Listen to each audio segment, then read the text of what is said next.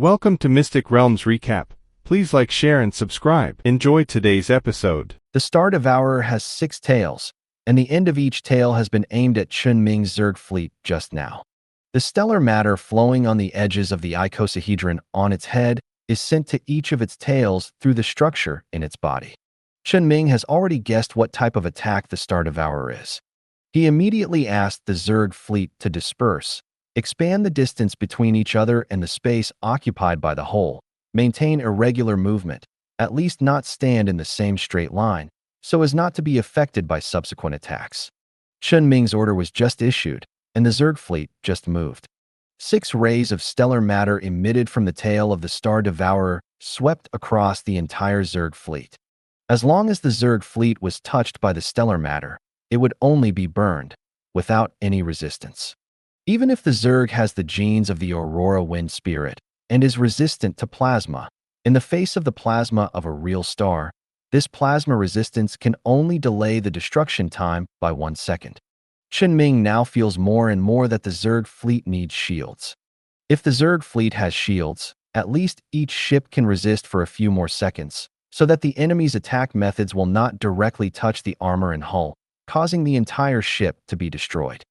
It is useless to think about this now. Chen Ming can only continue to observe the battlefield. The 6 rays of stellar matter that continuously and repeatedly swept across the location of the Zerg fleet seemed to have endless backup resources. After destroying more than 30 of Chen Ming's main battleships in a blink of an eye, there was no intention to stop at all. If you think about it carefully, it is indeed considered to have endless energy. After all, the mosquito-like mouthparts under the body of the Star Devourer have pierced into the star and continuously absorbed the energy of the star. Unless the Star Devourer's own body can't bear it, the energy of this star is endless for Chen Ming's Zerg fleet. The Zerg fleet tried its best to dodge. If you simply dodge, it is basically difficult to escape the fate of being hit by stellar matter rays and burned in space. But the Zerg is not powerless. While dodging the attack of the Star Devourer, the Zerg fleet was constantly trying to focus its fire on the Star Devourer's tail and cut off its means of attack. The Star Devourer has only 6 tails in total, and the Zerg fleet still has hundreds of ships left after a wave of stellar matter rays. The firepower of this number of battleships is enough to break the limbs of the Star Devourer, and only 2 of its tails need to be broken, and the remaining 4 stellar matter rays it releases will not be able to effectively suppress the Zerg fleet.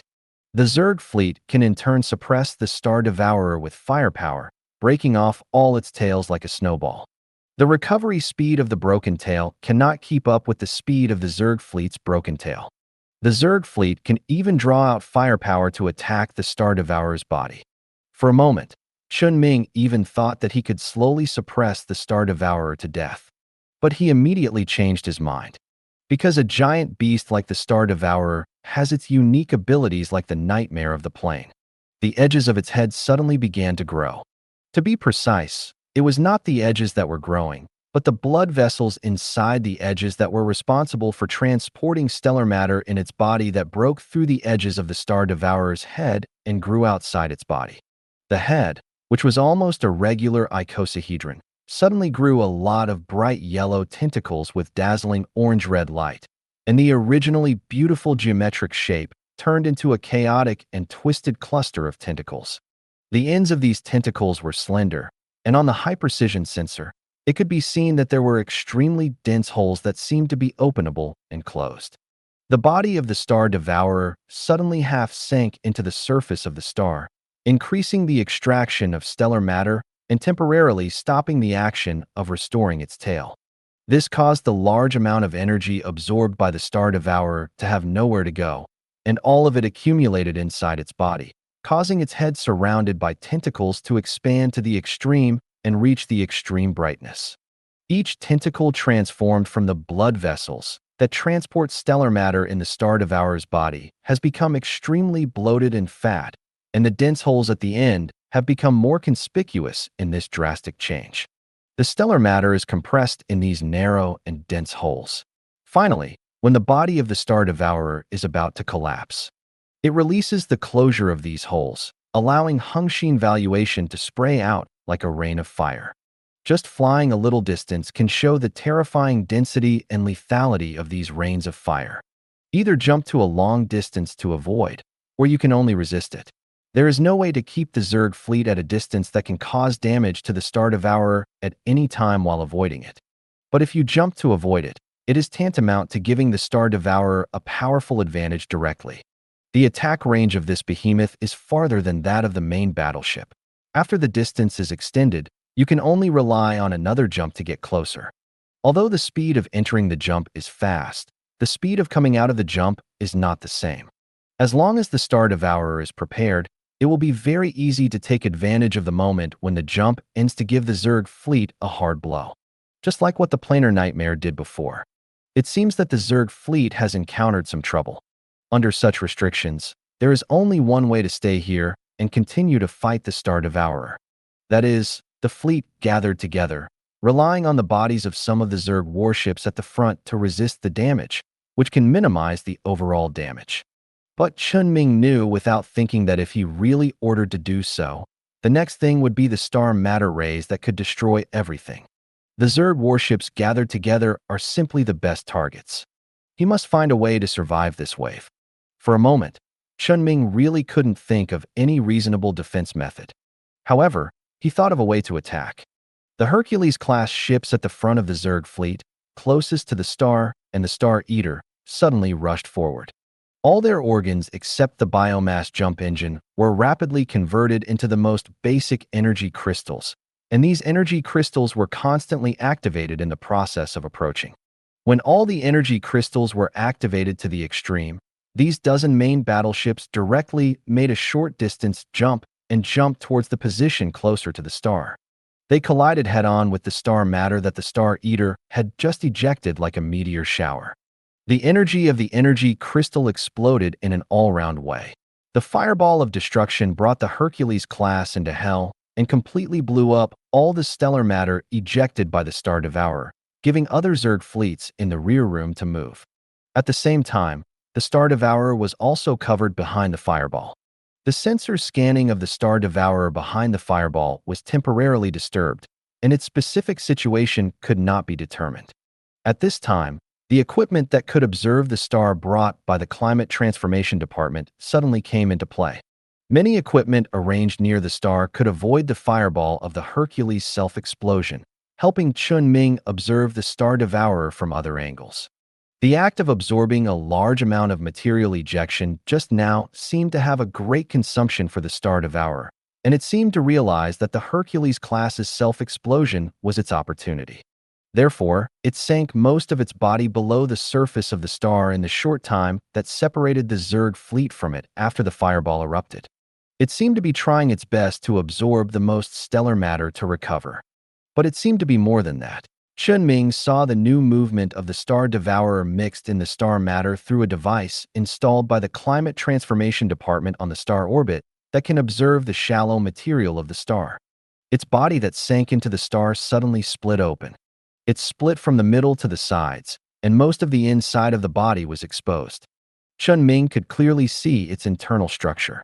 It has many structures similar to ordinary organisms, with a complete digestive system and various muscle tissues used to maintain its body movement, all of which are strong enough to resist the high heat of the material inside the star. At the end of the needle-shaped organ that can be extended and retracted inside and outside the body to absorb the star matter, there is an organ that is not known whether it is its heart or something else. This organ is shriveled at this time, with only a little Hengxian material left inside. The Star Devourer is absorbing the star matter by directly splitting its body and exposing everything inside to the star, restoring the vitality of the organ structure. When the organ began to be filled with star matter, the star matter flowing in the blood vessels in its body began to move again and continued to circulate in its body. This organ seems to be the most critical organ in its body, and it should also be its weakness. I didn't expect that bringing all the people from the Climate Transformation Department and so many equipment here would actually bring an unexpected surprise. Chen Ming originally thought that after testing the weakness, he would temporarily retreat and wait for the next opportunity to launch a surprise attack. Just like the last time he fought the nightmare of the plains. Testing, retreating, and attacking the phase space. The nightmare of the planes died with 3 tricks. This time he also had this idea at the beginning. However, the situation of the Star Devourer is different from that of the nightmare of the planes. Its weakness is in the body and will not be easily exposed. This time, it was also because Chen Ming forced it to use some large-scale attack methods to force it to expose its weakness. If Chen Ming waited for the next time, the Star Devourer might not expose its weakness, and it might not even come out of the star. He had better take this opportunity to kill it and not give it a second chance. Chen Ming called the Queen of Insects. Then he started a reverse jump device that was farther away from the star and continued to extract the star's matter in the gap before the Star Devourer's attack came.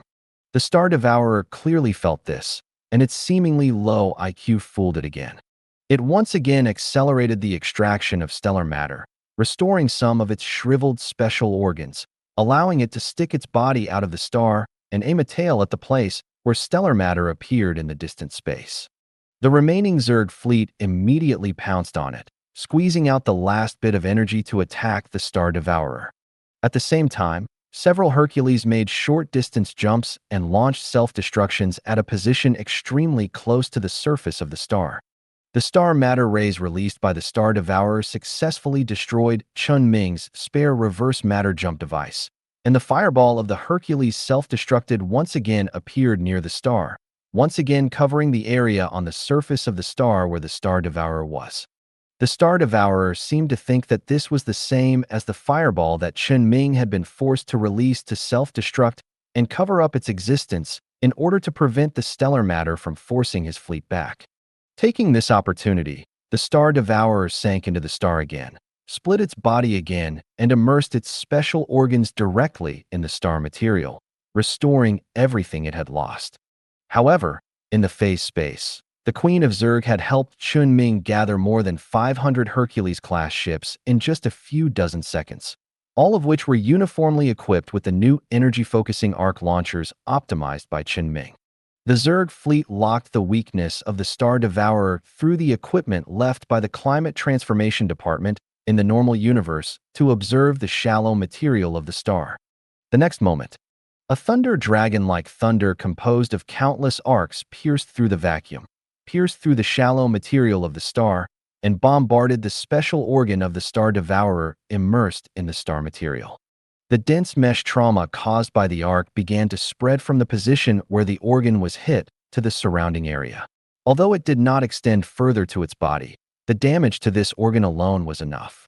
The activity of the Star Devourer was gradually slowing down, and the huge beast quietly fell silent in an instant, lost its vitality. Its body was also gradually sinking into the interior of the star.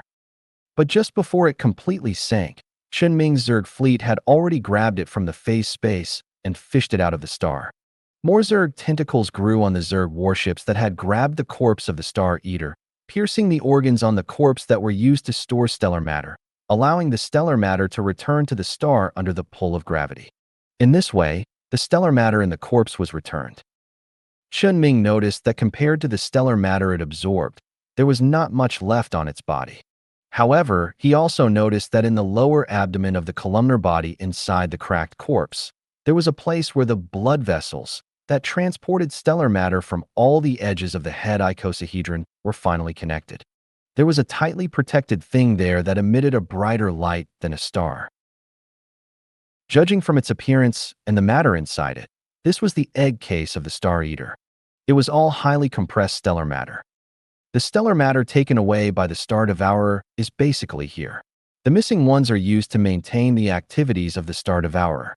Chen Ming gave the Zerg warship an order to tear open the body and extract the egg sheath. Although the Zerg cannot directly contact it, the Zerg is not just the Zerg, and Chen Ming provides support. Chen Ming has tools to capture the egg sheath from a distance, including various means such as force fields and magnetic fields. However, he had just given the order when the body of the Star Devourer suddenly changed. As the stellar matter in its body was discharged, its body seemed to begin to melt due to the sudden drop in temperature, melting into a colorless, tasteless, and almost impossible to be directly observed. Some kind of extremely clear colloid with low viscosity. Chen Ming immediately soaked the body again in the stellar matter and barely saved the remaining part of the body. However, in just a dozen seconds, only the upper half of the body of the Star Devourer was left. The lower half, except for the egg sheath, had all melted into that kind of colloid substance. Fortunately, the Zerg fleet reacted quickly and took action before these substances fell into the star, preserving most of the substances. Chen Ming tentatively let the queen eat a little bit. Of course, no genes were obtained. This is normal. The Star Eater is obviously not a carbon-based organism, but it may be a hydrogen-based organism, and there is no such thing as genes at all. Just like the plain nightmare, which should be the product of some negative matter after being materialized, it is impossible to obtain what Chen Ming wants directly and conveniently through eating. However, the situation this time is better than that of the plain nightmare. Because the queen understands the properties and structure of this substance, it means that the queen can try to replicate this substance. And this substance can be named Star Eater body fluid. Under high heat or energy supply conditions, an isolation layer structure can be formed. It is the same as the substance that Chen Ming discovered, which has a similar effect to the Dyson sphere, but the effect is far weaker than the Dyson sphere. It can be used to isolate the temperature of the star and to form the Star Eater itself. The egg sheath in the lower part of the Star Eater's body, which was still well preserved, seemed to be able to actively secrete this substance. Chen Ming probably understood the purpose of the Star Eater coming to this planet. It was to reproduce. It first parasitized a star, secreted body fluids on the surface of a star, confined the heat of the entire star within the star, and then built a nest for the Star Eater's eggs to develop inside the star. This egg sheath is evidence and the most directly valuable thing on the Star Eater's body. And the most indirect value must be the Star Eater's body fluid, which seems to be able to successfully create a Dyson sphere. Chen Ming wanted to take this egg sheath away for research. However, he did not make a direct decision, but took a look at the star soaked in the half-body of the Star Eater. After the attack of Chen Ming's fleet tore open the body fluid membrane covering the surface of the Star Eater, this area of the star has temporarily returned to normal. You can see the appearance of a star of normal strength under the Star Eater isolation membrane. However, the intensity of the star today is still at least one level lower than that observed 5 years ago. The reason is that this egg sheath has gathered countless high-density stellar materials. This egg sheath robs the star of its power. Now there is a choice before Chen Ming. By studying this egg sheath, he might be able to master the power of Star Eaters and try to breed new Star Eaters. Returning the material in this egg sheath can rejuvenate this galaxy and the planet Gaia, completely rejuvenating it, rather than using climate recovery technology to barely restore a little bit of its former appearance. To be honest, it's a bit hard to decide. The power of the Star Eater is really eye-catching, and Chen Ming is also very interested in the possibility of cultivating new Star Eaters. But something suddenly flashed in Chen Ming's mind. He once obtained seeds from the Legion, planted and cultivated them himself, and now there is a fairy tree half as tall as a man. If the fairy tree is planted on the planet Gaia, then maybe he can also harvest a fairy tree that can cover the sky and the sun like the headquarters of the Psychic Research Institute. The value of doing this far exceeds cultivating a new astrophag who doesn't know when it will be needed. And think about it from another angle. Chen Ming has now mastered a power more powerful than the devouring star, but he has not mastered a way to completely restore the Gaia planet to its former glory and regain its vitality. After thinking about it, Chen Ming felt that he could make a decision. The only pity is the new Astral Eater. But since Chen Ming has determined that the astral phagocytosis can reproduce itself, it means that there may be more than one astral phagocytosis in the universe, and he will have the opportunity to encounter it in the future. Chen Ming decided not to hesitate anymore. Let the Zerg warship soak the egg sheath in the star first, so as to avoid it from following in the footsteps of half of the Star Eater's corpse. He couldn't just tear the egg sheath apart and throw it directly into the star. If the extremely concentrated stellar material is released into the star, it may cause problems for the star. He needs to do a little research on how to slowly release the concentrated material safely and stably and return it to the star. This period of time also allows the Department of Climate Change to calculate how the climate change will proceed after the star's material is returned. When the star returns to its former appearance, climate modification can begin. It's over. Chen Ming breathed a sigh of relief. It was much easier to deal with the astral devourer than the plain nightmare. At least the power of Astral Eater itself is not as outrageous as the nightmare of planes tearing apart space. Then, it is time for Chen Ming to continue the series of tasks that he has not completed before. Whether it is the research project on the body of the nightmare of the plane at the headquarters, or the third review of the complete investigation project of the body of the nightmare of the plane in Chen Ming's origin galaxy, or the current project to study the possibility that this astral phagocytosis and its corpse can be extended to include things like Dyson spheres. There are also the construction of colonies and the advancement of climate transformation plans. And the idea he just thought of transplanting the fairy tree to the planet Gaia. Everything has to be done slowly. It all takes a while. Chen Ming quickly went through the upcoming tasks in his mind. I heard the voice of the Minister of Climate Change coming to my ears. That Mr. Chen Ming. The minister, who had tried his best to remain quiet while Chen Ming was doing his work, suddenly said cautiously, "Look over there. Is there anything moving over there at the wormhole?" Chen Ming turned to look at the console. After the death of Astrophage, the wormhole that was still quietly orbiting the same planet as Gaia suddenly seemed to start to tremble. It seems to be slowly breaking away from the star's gravity and wants to leave the galaxy. Chen Ming roughly calculated its possible route and then disappeared directly from the highest point, observing the battlefield that had just erupted near the star. A set of biological armor instantly appeared on his body, and he also appeared near the wormhole. The death of the Star Eater caused the wormhole, which was originally rotating steadily on the same and corresponding orbit as the Gaia planet in the corner that Chen Ming had not noticed, to leave again. But this time, Chen Ming would not let it run away again. The moment he came to the wormhole wearing the biological armor, his psychic energy fluctuations directly wrapped around the wormhole, acting on it. The power of his psychic energy prevented him from directly controlling the wormhole, and he could only use the way of using the power he learned from the nightmare of the plane to maintain the stability of the wormhole. But he had another way to limit the wormhole. That is, he also used the method he learned from the nightmare of the plane after mastering the power of the dimension. The psychic energy fluctuations released by Chen Ming, which were invisible to the naked eye, seemed to be stained with a blue color that could be observed to be full of destructive aura. And this blue existence tore the space under his control, tearing open a spherical crack from the normal universe to the phase space, trapping the wormhole in the space crack.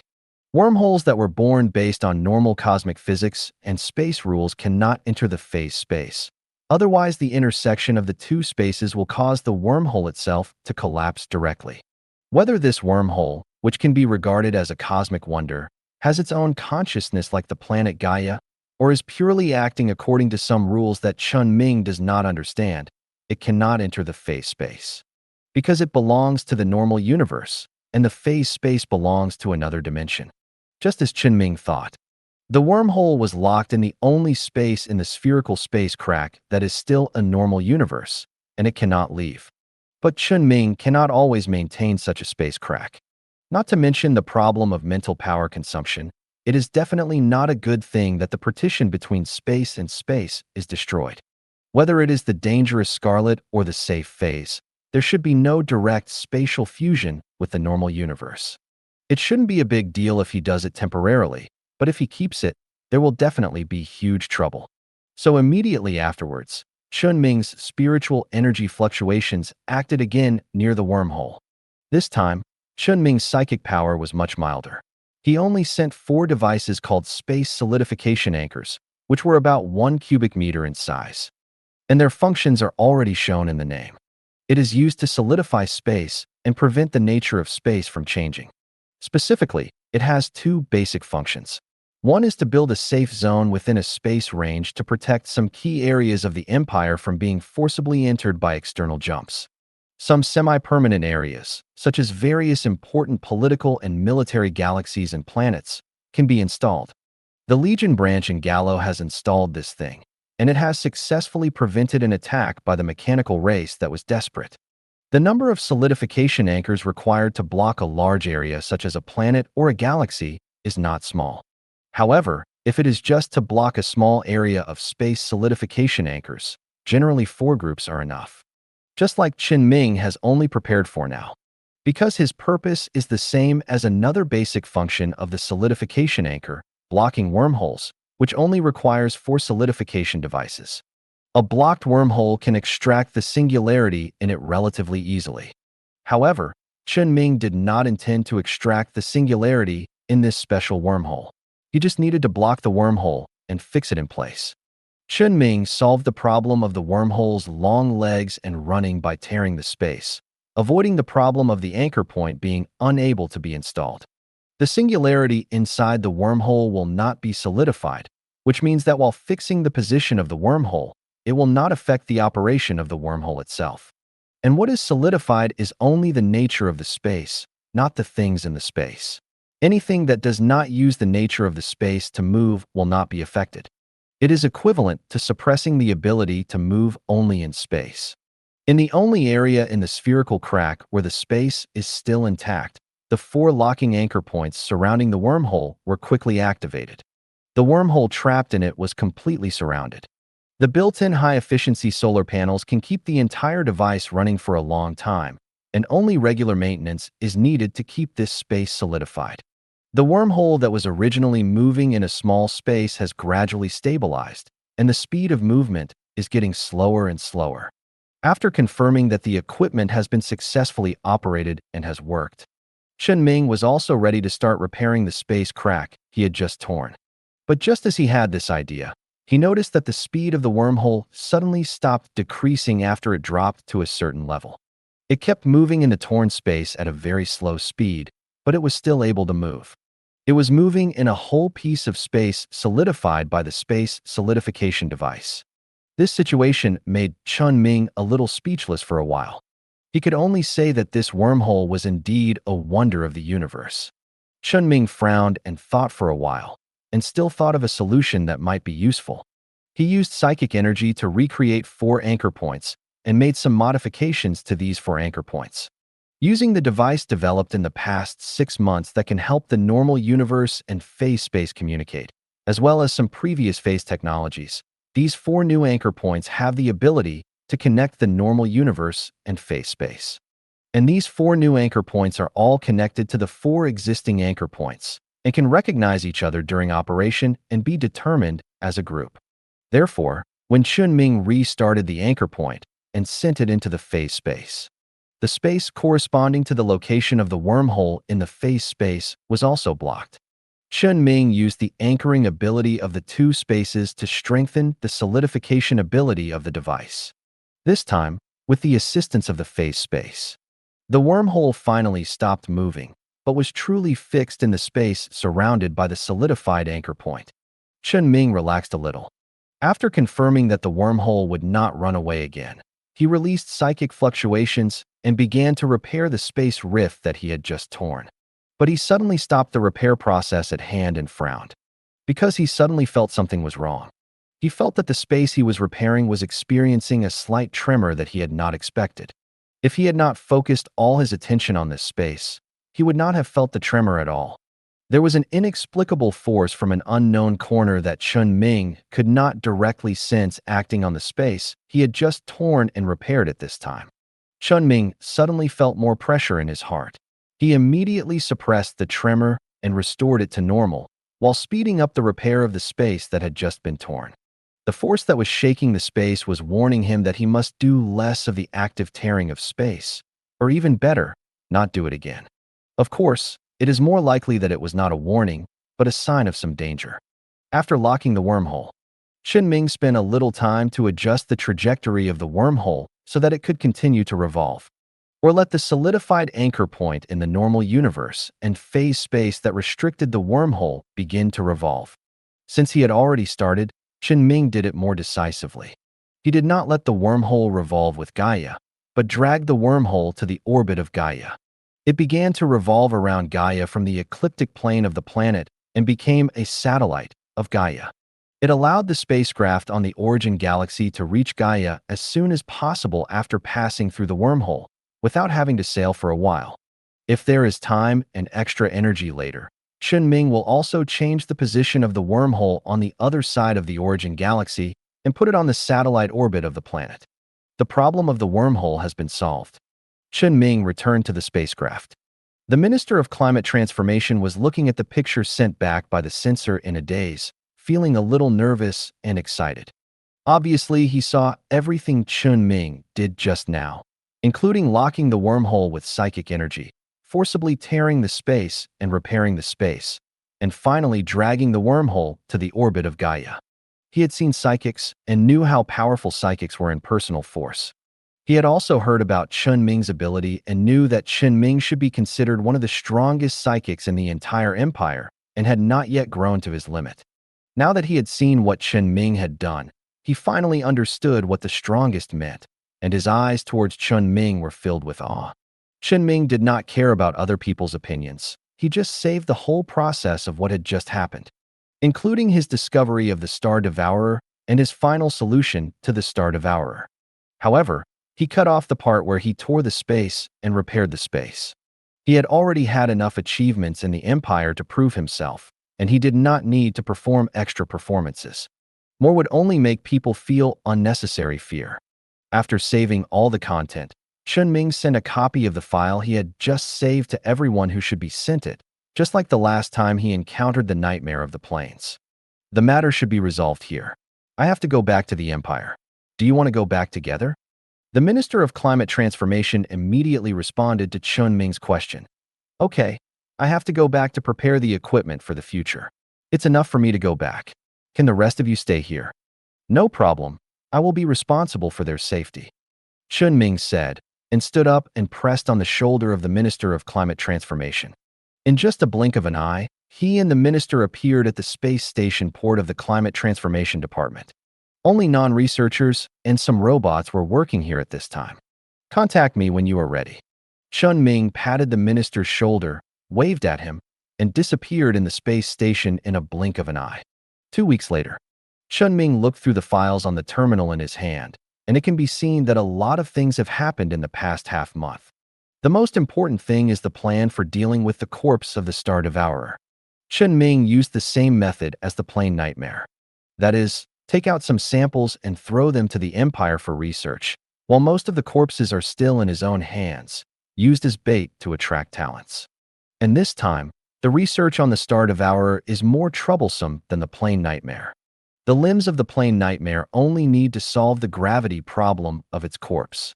But the corpse of the star-eating body needs an environment of thousands of degrees Celsius to be preserved, otherwise it will melt. The only natural high-temperature environment is the star. Therefore, the research institute that studies part of the body tissue of the star-eating body this time was built in a galaxy similar to the star of Gaia planet in a certain empire. It is not on the territory of the Legion. In addition to the fact that the Legion does not have similar stars, this situation is also because the Fanchao Research Institute has signed an agreement with the 14th Legion and Chen Ming. The Fanchao Research Institute is directly under the Empire, so it can also be regarded as an agreement reached between Chen Ming, the Empire, and the Legion. It can even be directly regarded as an agreement between Chen Ming and the Empire. At the beginning, it was the Fanchao Research Institute that took the initiative to find them. They wanted to cooperate with Chen Ming. They contributed people, money, and effort, and Chen Ming provided samples for them to study, and the results were shared together. It was quite like the idea of letting Chen Ming get rid of the Legion and become independent. The Legion remained silent throughout the process. Because the scientific research resources of the Legion are indeed inferior to Fanchao, it would definitely not be a good choice to use by Quan's favor to communicate with Chen Ming, so it is better to wait for Chen Ming to decide. Of course, Chen Ming rejected this type of cooperation plan given by Fanchao Research Institute, not only because of the relationship with the Legion, but also because of other reasons. The cooperation he wanted was carried out in the previous way, based on his laboratory and his research center. He could only provide some scraps for the Empire's research, and the real big head must remain in his hands. He wanted to train his own scientific researchers. Of course, Chen Ming did not mean to give others no chance at all. He still agreed to fully open his research center in the Origin Galaxy to the Empire after it was officially opened to the public. Anyone who passed the review could participate in the project in the name of academic exchange. Chen Ming could even give some of the same privileges that he had agreed with the 14th Legion in advance at Fanchao Research Institute, which was also considered to be some preferential treatment. The reason for his doing so was also very simple. That is, the research center he built on Gaia, which almost covered an entire planet, could not have only his own project team. He must build a research center full of academic atmosphere that can still operate without the various resources he provides. For this reason, in the early stage of the operation of this research center, he must relax some conditions a little and recruit some peripheral members to fill this planet, to prepare for the transition to the future. So Chen Ming is still privately setting up a research fund to support some potential independent research institutes in the Empire. When the research center is open, those research institutes that he has supported will become one of them. So the agreement that Chen Ming wants to sign with the Empire is prepared for this purpose. Neither Fan Shao nor the Empire can do anything to Chen Ming, because Chen Ming has the most advanced research resources. Fan Shao could only sign this agreement in the end. At least Chen Ming gave some preferential treatment. At least when the institute was only open internally, there would be researchers from Fanchao Institute among the first batch of members. As for how many people can come back after going to Chen Ming, it depends on the ability of Fanchao Institute and Chen Ming. Anyway, Chen Ming always insists on sitting on the chair of the Empire. He never had independent ideas, so the researchers' interactions could only be regarded as job hopping, and there would be no strange names involved. Whether a researcher can be retained really depends on the treatment. In addition, in the past half-month, on the newly opened research space station near a certain star in the Empire, research on organisms such as the star-eating body and substances such as the star-eating body fluid is also being formally carried out. Research on other forms of life has shown signs of being on the front line of technology. The Dyson Sphere project, which the Empire had once carried out but was not studied due to insufficient technical level, was also pulled up from the grave by the part of the star-eating body brought back by Chen Ming. The emergence of the star-eating body indirectly supports many researchers. In addition to the new research project on the star-eating body that has just been launched, many previous projects of the Nightmare of the Plane have also made initial progress after half a month. Among them, Chen Ming is most concerned about the research progress of the psychic shield. This is a project to study how the Nightmare of the Plane uses its own psychic energy to build a passive gravity shield near the body. Gravitational psychic energy is unique to the Nightmare of the Plane, and using gravity psychic energy to build a gravity shield is also part of its ability. But as long as the principle can be studied clearly, the theory of psychic shield can be extended. Other psychics or psychic equipment can also build similar shields. Chen Ming had felt that the Zerg fleet needed a shield before, and this attack on the Star Eater was more certain of this idea. So he has been paying close attention to this project and has continuously increased his investment in this project. He needs this technology. In addition to these studies invested by Chen Ming and supported by the Empire, some research that Chen Ming is fully responsible for has also made progress. That is, which projects are about scavenger robots. The nanorobots on the scavengers have been self-iterating and updating a digital optimization program for tens of thousands of years. It can analyze and optimize its own functions according to the situation in which it is used and play an effect similar to Chen Ming's deep maintenance psychic power, constantly adjusting itself and approaching the perfection of its own functionality. Although Chen Ming has mastered such psychic power, he knows that he cannot optimize everything in the entire empire. He knows that his ability has limits, but his technology does not. So Chen Ming is studying to template and modularize this optimization program and find ways to reduce its complexity in mathematical operations so that it can adapt to a more basic environment and be applied to more environments, rather than only being applied to nanorobots. He wants to continuously lower the threshold for the use of this program and eventually allow this program to penetrate into countless fields.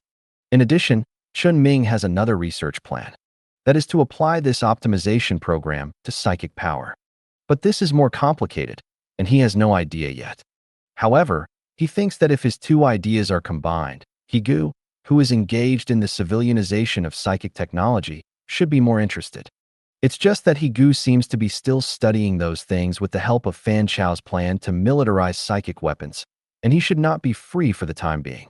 When he is free in the future, Chen Ming will go to Higu to take over this project. Anyway, the optimization program can only be regarded as his secondary research project. He is mainly researching the nanoforge. There is a broken nanoforge in the body of the scavenger, and it has not been repaired yet. The reason is very simple. Chen Ming's psychic power does not work. It is not that this nanoforge has been attacked by destructive psychic power or similar, but that it has been attacked by time. It was damaged too long ago, and Chen Ming's psychic power cannot work to the ancient times close to 10,000 years ago, so it cannot be repaired to its former appearance. But at least it can still be used, and it can also be used for the construction of colonies. With enough materials, it can build a new industrialized colony in a few days. However, judging from the results of Chen Ming's analysis, the industrialized colony that was finally established must be the industrialization of the Shining Civilization. It cannot be directly applied to humans. So he is trying to change the nanoforge from the nanoforge of the Shining Civilization to the nanoforge of human civilization. The progress is also quite obvious. Because the iteration and update of the scavenger's own nanorobots also optimizes the nanorobots in the nanoforge. They can quickly adapt to and learn the technology of the Empire. The industrial buildings built by themselves are also optimized. And this is not the kind of optimization that is completely accepted, but a fusion optimization after integrating the Shining technology and human technology. The final result can integrate the advantages of both sides. Not only can it make the colony more potential, but it can also allow Chen Ming to master more advanced technology to a certain extent. It can only be said that the value of these behemoths is indeed very terrifying. Each one is like a treasure trove. As long as their troubles can be solved, the rest will only be good. After Chen Ming brought the news of the Star Devourer back this time and held a meeting, these behemoths, including the Nightmare of the Plane and the Star Devourer, are all collectively called Leviathan. The scavenger robots are also included. All these research processes related to Leviathan are called Leviathan projects. They have the highest level of authority in the entire Empire, and the Empire will try its best to meet any needs. It can be seen that the Empire is now really thinking about development with all its strength and has not been overwhelmed by the great victory in the mechanical war.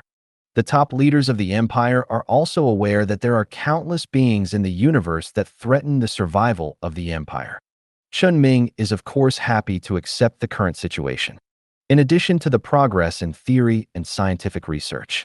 In the past half-month, some substantive plans have also been promoted, such as the climate transformation plan that Chen Ming is most concerned about. In the past 2 weeks, in the galaxy where Gaia is located, the Climate Transformation Department has completely cleaned up the fluids secreted by the stellar surface, allowing the restricted stellar light to be released again, making it look like it used to be.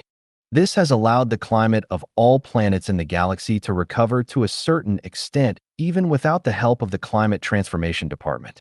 However, the intensity of the star has always changed significantly under the influence of the stellar body, so if it is left alone, it will eventually have to take the initiative to carry out climate transformation to adjust the state of the planet, so that the planet, which has experienced 2 drastic environmental changes in a few years, can present the most perfect and most in line with Chen Ming's needs. The north and south poles of the planet, the entire equator, and some areas determined by the planet's geographical environment structure and climate have been operated by the Climate Transformation Department, and devices that can release environmental transformation gases have been installed according to the needs of climate transformation. In addition, the Transformation Department has also released a considerable number of artificial species that can be used to stabilize the climate and improve the climate. It doesn't matter how long they can live. As long as they exist, they can stabilize and accelerate the spread of climate transformation gases released by those devices to a certain extent and solidify the effects of these gases on this land. While the Climate Transformation Department was doing this, some native organisms of the planet also appeared in the equatorial region of Gaia along with the implementation of the Climate Transformation Plan. The equator itself is the area that the Climate Transformation Department judged to be the most prioritized for climate transformation. Compared with other places, this place can receive more and faster light from the stars, and it is also the earliest and most affected area by the change in the intensity of starlight. It can be seen that the planetary consciousness of Gaia really understands that what Chen Ming and others do is for it, and actively cooperates to make the actions of the Climate Transformation Department more efficient. And at this moment, standing on the side of Gaia facing the star, Chen Ming, near the equator where a large area of snow has melted, can just see everything that Gaia has done. The first thing he can see that has returned to the surface in the severe cold from the underground ecosystem is the luminous plants that are spread throughout the underground ecosystem. When they are underground, they will take the shape of moss or fungi to adapt to the underground environment. And after they return to the surface, they also adapt to the surface environment at the speed of light, growing quietly in the equatorial region that is still cold today. Not only did it reappear the shape of the surface plants, but it was also absorbing the special gases used by the Climate Transformation Department for the initial climate transformation. This is not just simple absorption. Instead, it uses natural substances to replicate these artificial climate transformation gases after absorption and releases them in batches. Just like green plants release oxygen through photosynthesis, these luminous plants derived from Gaia consciousness are undergoing some kind of chemical reaction to release transformation gases. Under the monitoring of the monitoring stations set up by the Climate Transformation Department, it can be found that there is no deviation in the content of various components of the natural transformation gases and artificial transformation gases produced by these luminous plants. It can be said that they are exactly the same. On the basis of ensuring the content of the components in the transformation gas, the Gaia planet has greatly expanded the application scope of the release of transformation gases, which was originally limited by the environment and cost. Catalyzing climate change. These things are very powerful. It seems that the climate transformation is going well. Was I right before? The Minister of Climate Transformation next to Chen Ming had just confirmed the data on the content of air components in different regions with members of other positions on the planet. He also showed a satisfied expression on his face and responded, "Yes." As more and more luminous plants grow from the ground, the positive impact they have on the climate transformation process is increasing. The ability of these plants to absorb artificial environmental transformation gases, replicate, and emit them is really eye-opening. Usually, people make natural substances, but one day there will be such plants to replicate artificial substances into natural substances.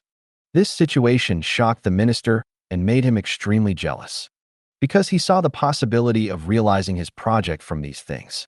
His idea is the automated climate transformation technology called the Seed of Life Project. It requires a complete organism that can survive for a long time and adapt to the process of climate transformation. The organisms he put in this climate transformation of Gaia can only be regarded as semi-finished products or even semi-finished products because they can only survive for a period of time and play a very small auxiliary role in the transformation. Therefore, after seeing these Gaia plants, the minister couldn't help it. He wanted to extract more samples. He wanted to study these samples. He wanted to study more about how Gaia produced such special plants and use them in his project. After hesitating for a while, the Minister of Climate Transformation decided to talk to Chen Ming about this matter. "Mr. Chen Ming, have you heard of a project we are working on?" "Yes, it's the Seed of Life, a very creative project. The idea itself is very grand. That is, a plan to transform all transformable planets into habitable planets at a very low cost. The difficulty is naturally great. At least after Chen Ming heard about the climate transformation plan and checked the results of the Climate Transformation Department, he has not found any public progress." The Minister of Climate Transformation suddenly half knelt on the ground and pulled up a small grass leaf that emitted a faint and invisible fluorescence from the ground. This is the luminous plant that has grown rapidly to the ground under the influence of the planet's consciousness after the snow at the equator of the planet melted a lot, and its appearance has become more suitable for the surface environment. I want to use the ability of this planet now to realize this plan. This planet has consciousness, and consciousness will correct the planet to a perfect fit for the growth of almost all creatures. This is the hope for the seed of life plan to continue. Chen Ming understands some biological-related technologies. Since these plants on the Gaia planet can transform this planet into its former appearance and into an appearance suitable for human survival, it is theoretically feasible to transform other planets. But these plants have changed so much under the control of the planet's consciousness. If you just want to take the glowing plants away, it's useless. Just studying these plants is useless. You must find a way to communicate with the planet's consciousness. I'm trying this, but the planet's consciousness seems to have become very weak because the state of life on the planet has deteriorated in the past few years. I can't even find it. And Chen Ming glanced at the minister and didn't say it directly, but his meaning was very clear.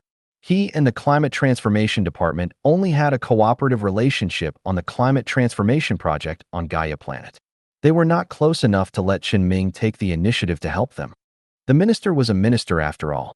He immediately understood the hidden meaning in Chen Ming's words and said, "I heard that you are recruiting people recently."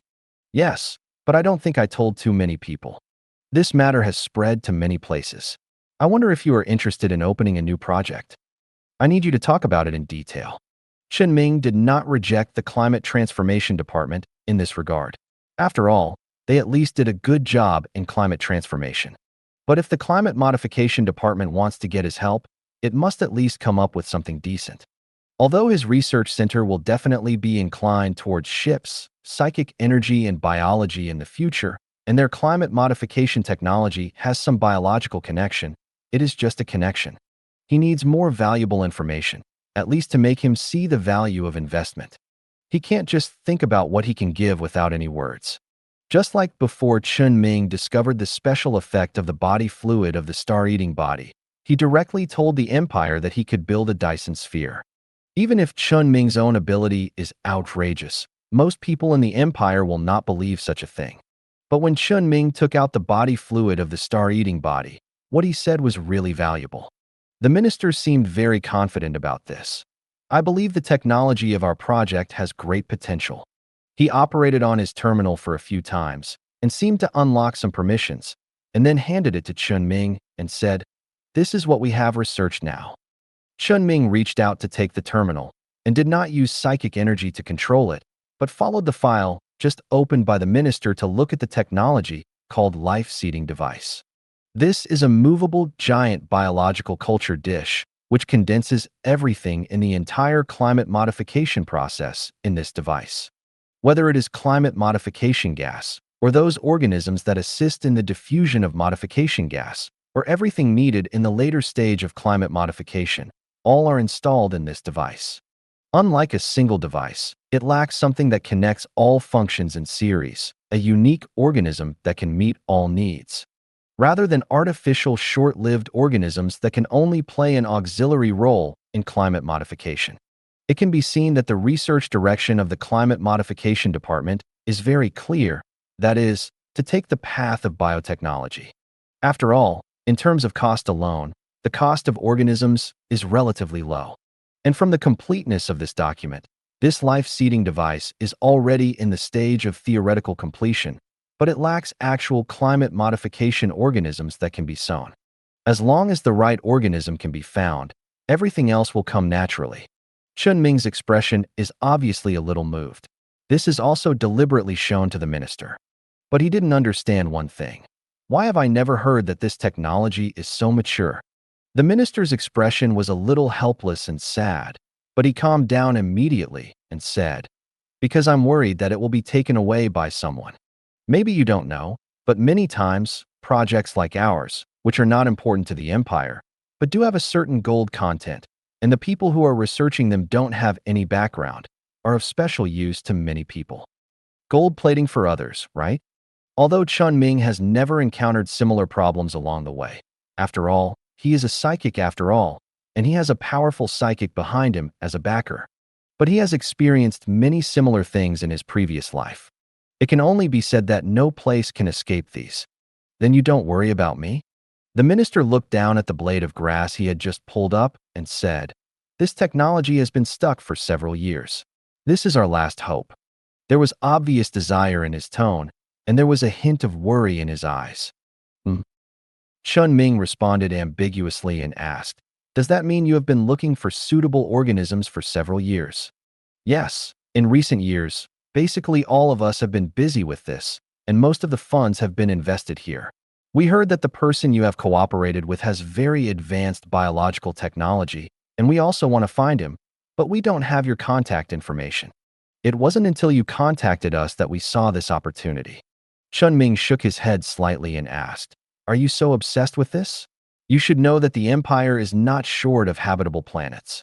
The universe is so big, and there will be many habitable planets waiting for the Empire to discover. This technology has no prospects at all." The minister seemed to hear the meaning of rejection from Chen Ming's words and was somewhat disappointed. "This is my ideal. I want to make every planet habitable. I also know that this is unlikely, so I relaxed my goal. As long as there is the potential to become a habitable planet, I hope they can become habitable planets." "Why?" "Because I want to do this." Chen Ming frowned slightly. He could feel that the last sentence the minister said was not true. But Chen Ming did not hear any sense of danger from his words. He did this for some more personal purpose. After thinking about it, Chen Ming asked again, "Are you others willing to invest in such a place?" "Years and days. Do they have no objections?"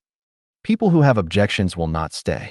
There have been no new people in our department for about 4 or 5 years. Everyone who is still here is willing to invest in this project." While responding to Chen Ming, the minister silently muttered to himself in his heart, "They may stay because of the same ideal as him, because they are free, or they may simply like it here, but in short, they stay." Chen Ming stared at the minister for a long time, thinking about the risks and benefits of doing so. He suddenly looked up at the sky, then at the sparse grass under his feet, and then made a decision. "What else does your project need?" The minister was stunned for a moment, thinking about Chen Ming's meaning for a moment, and asked with some surprise, "Do you agree?" "Yes. Tell me what else your project needs. I will help you prepare it, but you need to do your best in the subsequent research." The minister couldn't help but want to laugh, but he still had to maintain respect in front of Chen Ming and quickly controlled his emotions. But he couldn't help but raise the corners of his mouth. "By the way, what's your name, minister?" "Tianzhan." Chen Ming agreed to the cooperation request with the Climate Transformation Department. The matters about his research center that were supposed to be given only to some high-ranking officials of the Empire and the Legion were directly sent to them. When the Scientific Research Center is open to the inside, a place will be specially arranged for them. At present, it seems that Tianzhan intends to change jobs with the entire Climate Transformation Department. It's not impossible. The Climate Transformation Department itself is an idle department. Hundreds of people from top to bottom have been idle to do the extremely difficult automated climate transformation in theory some time ago, and even actually produced a result that was almost critical.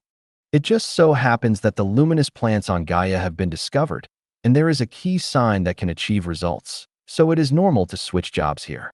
In this era, it is not necessarily good to work for the government. For researchers with aspirations, it is most normal to go wherever there are resources. It is just that the resources provided by the government are usually the most sufficient, but since Chen Ming can give more, there will always be people who come to Chen Ming.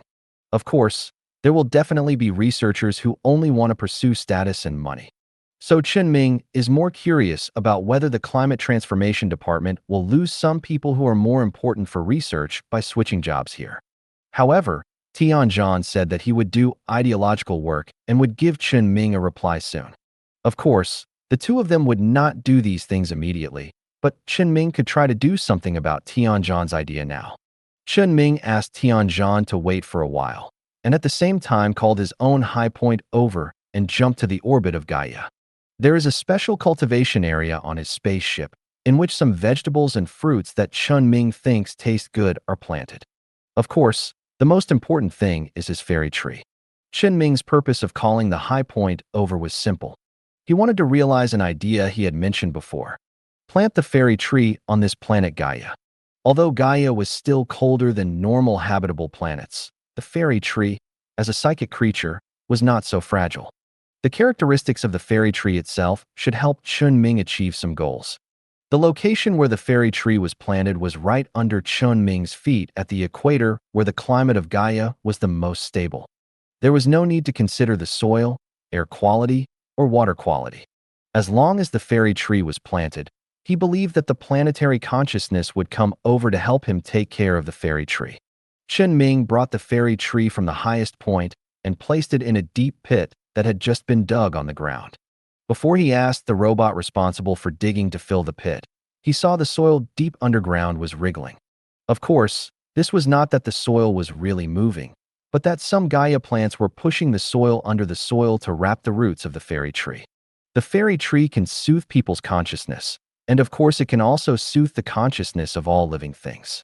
When the fairy tree was planted on the planet Gaia, Chen Ming finally felt a grand, but extremely weak, consciousness that was close to dissipating in terms of existence, appearing near him.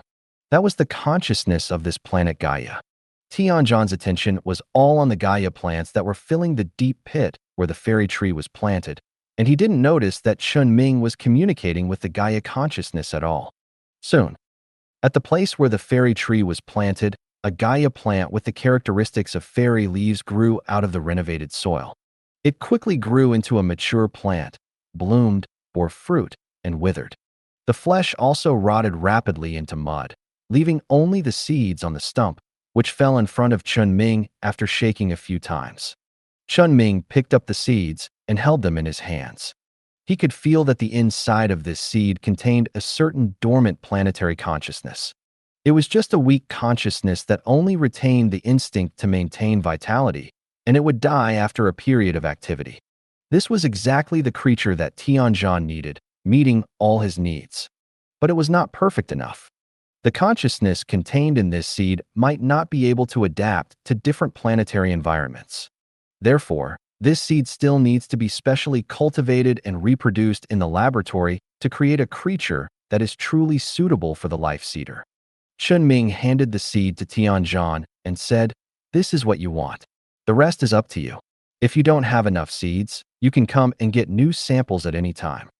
You will have to worry about the climate transformation of this planet in the future." The location of this planet. Chen Ming pointed to the top of his head. Outside the atmosphere that is now slowly recovering, the wormhole connected to the origin galaxy is rotating around it. Whether it is this origin galaxy or the Gaia galaxy, which is now connected to the origin galaxy and is close in physical distance, it can almost be said to be the same galaxy. They are very important. Chen Ming regards the origin galaxy as his foothold for the expansion of the world before the wormhole. Then this galaxy, this Gaia planet, is his foothold for the expansion of the world after the wormhole. However, Chen Ming is not in a hurry to develop outward for the time being. It is more important to gain a firm foothold. He also needs to deal with the things in the origin galaxy. As for the Gaia galaxy, he has sent out some reconnaissance fleets to conduct preliminary reconnaissance of the surrounding information, confirm the general situation of each galaxy and whether it is dangerous, and divide a development priority. When he has the energy to do fine control over this matter, he will start development. Moreover, Chen Ming has recently had some opinions on the rough resource exploitation method of the Zerg. He needs a more refined development method. As for how to do it specifically, he already has an idea, which can be used when he starts to develop the planets around the Gaia galaxy. In addition, Chen Ming has done another thing in the past 2 weeks. That is, when communicating with the survivors, he determined the tone of a transaction once a month. Apart from this, the rest of the things in the 2 weeks are not worth mentioning. Everything is very stable, and it is slowly developing towards the situation that Chen Ming wants to see most. And time has begun to pass rapidly again without knowing it.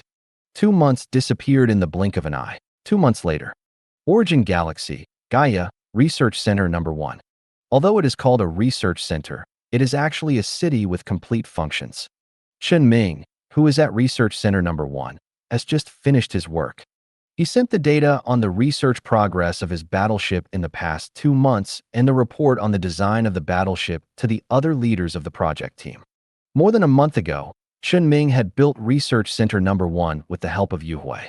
After a month of internal advance opening, Chen Ming's Gaia #1 Research Center was officially opened to the public a few days ago. The news that he built a new research center and had research resources that the Empire did not have had spread long ago. The news that he was raising research funds in the Empire and recruiting researchers and research teams on a large scale had already spread in the circle. People are still coming to this city one after another. The conditions given by Chen Ming are relatively loose. As long as they can pass the online review and identity review, it is not a problem to bring their families here. The ancillary facilities he prepared in the urban area that covers an area larger than the research center outside the #1 research center are specifically used here. Researchers from the outside world and research teams formed by the outside world can come to Chen Ming's colony, so his own extraordinary research institute has of course moved here a long time ago. At present, it is mainly managed by Liu Kong, his deputy who was promoted by him personally. The main battleship project team that was previously in the Empire also moved here. Anyway, as Chen Ming said before, he has no shortage of energy resources. His Stargate can be connected to the Stargate of the Legion for 24 hours. His colony and the Legion headquarters can be physically only one door away. Unless the Stargate needs to be connected to other places, it will be temporarily closed, but this will not affect Chen Ming's continued opening of the Stargate, allowing people to shuttle through it at will. It is also a little idea to deliberately keep it connected with the Legion Stargate.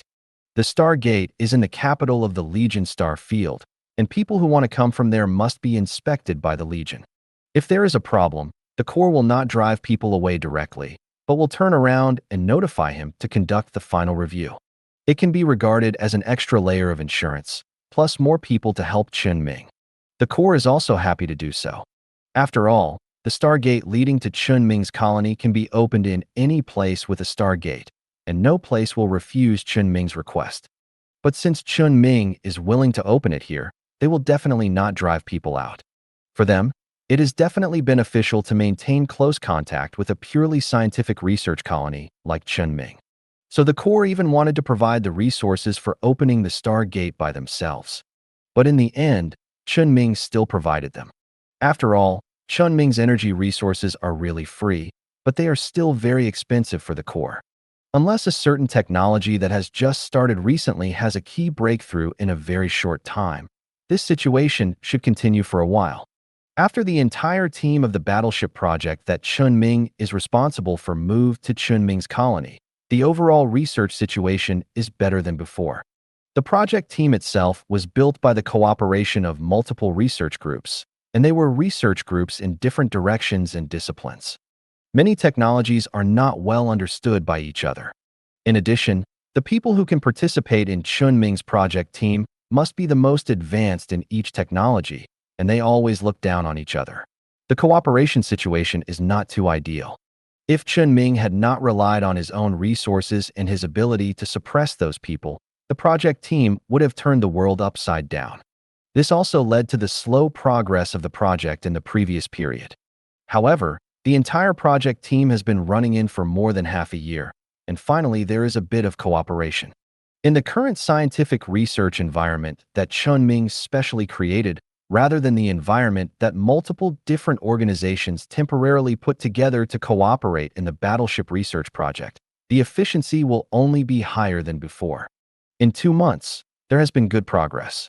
For example, it took the project team half a year to deal with the corpse of the Patriarch, preserve the special organs, and determine the direction of the main control system of the spacecraft. There is nothing else. For example, there is no progress in the energy source, engine, armor, and weapons of the spacecraft. But fortunately, now, these aspects have basically set the tone. It is expected that the basic framework of this battleship will be built within a few months, and the corpse will have the prototype of a spacecraft. With the foundation, the subsequent complex and diverse tests can make more refined modifications to this special battleship. Just like what Chen Ming just did, he integrated and sorted out the contents of the past 2 months and sent them to the respective persons in charge. After that, he will gather everyone for a meeting to make things clear. This project has invested countless people and countless efforts. Now it is not just Chen Ming's own project to build a battleship, but a test site for the entire empire to test the most advanced ship technology. But these things are not the current things. Now he had to go to the next door and do something else. Chen Ming got up and left the office and the building where he worked. Like an ordinary researcher, he used the ready-made commuter system on the terminal to call a shuttle and set his destination. Although he could go there directly with psychic power, Chen Ming suddenly wanted to go there slowly. He personally commanded the Yuhui to build this city according to his needs. He also lived in this city for a few months, but he seemed to have never done so and had never experienced life in the city in person. So, since there was no rush for what he had to do, he might as well take this opportunity to take a look at the city he built himself. The shuttle took off. In order to prevent some unexpected situations, a large number of ground orbital defense facilities were built on the planet, and there were also orbital defense systems in space. Therefore, no matter what spacecraft it was, it needed to go to a special area to enter and exit the planet's atmosphere. Otherwise, it would be attacked.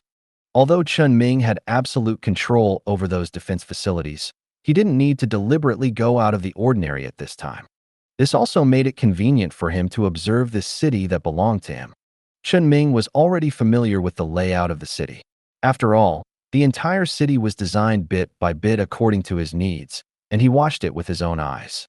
He knew some knowledge about urban planning. Although he knew about industrial city planning, the knowledge was interlinked, and he had some experience. He was much more involved in the project than anyone else in a similar position. However, it was one thing to see it on the blueprint, but it was another to see it in reality. When the shuttle took off, the first thing Chen Ming saw through the window of the spacecraft gave him a feeling of emptiness. Although there were tall buildings in the city, the empty streets and only a few sparse spacecraft flying in the air gave him such a feeling. At the beginning of the design, the #1 research center was a city that could accommodate tens of millions of people. Even if there was Yuhui, it would not be so easy to build a city of this size in just 3 months. Generally speaking, there must be a city center first, and then gradually expand from the center to the periphery. But with the help of Chen Ming's psychic power, everything went smoothly. It was very fast and ridiculous. This also led to the fact that the entire #1 research center was now ridiculously empty. Although Chen Ming's review standards for people who can come here have been much looser than before, there are only a little over 10,000 researchers working here. Including some people who have decided to settle down and bring their families here, the total number is only about 30,000. There are no human figures in almost any place. Only robots responsible for maintaining the city are running. Chen Ming has tried his best to settle the people in the city together, but it's not a big problem. His #1 research center has only been open to the inside for more than a month and has been open to the outside for less than 2 weeks. It is normal that there are few people. Chen Ming can no longer remember how many people there are in the empire. Even if the researchers only account for a small part of the empire's population, it is definitely enough to fill his colony. There is no need to rush, just do what should be done. The shuttle flew around the city, and after reaching the area where the planet can be entered and exited, it flew straight into space. In a blink of an eye, the shuttle broke through the atmosphere of Gaia and saw the starry sky outside, as well as the half-body of the plane Nightmare floating in the starry sky and orbiting Gaia. Next to the half-body, there was a space station of about the same size as the plane Nightmare's body, which half surrounded its body for easy research. This space station, like the city on the surface, was built by Chen Ming using psychic energy. However, he was only responsible for the construction process, and the subsequent maintenance was left to Yu Hui and various mechanical devices, robots, and other means to handle.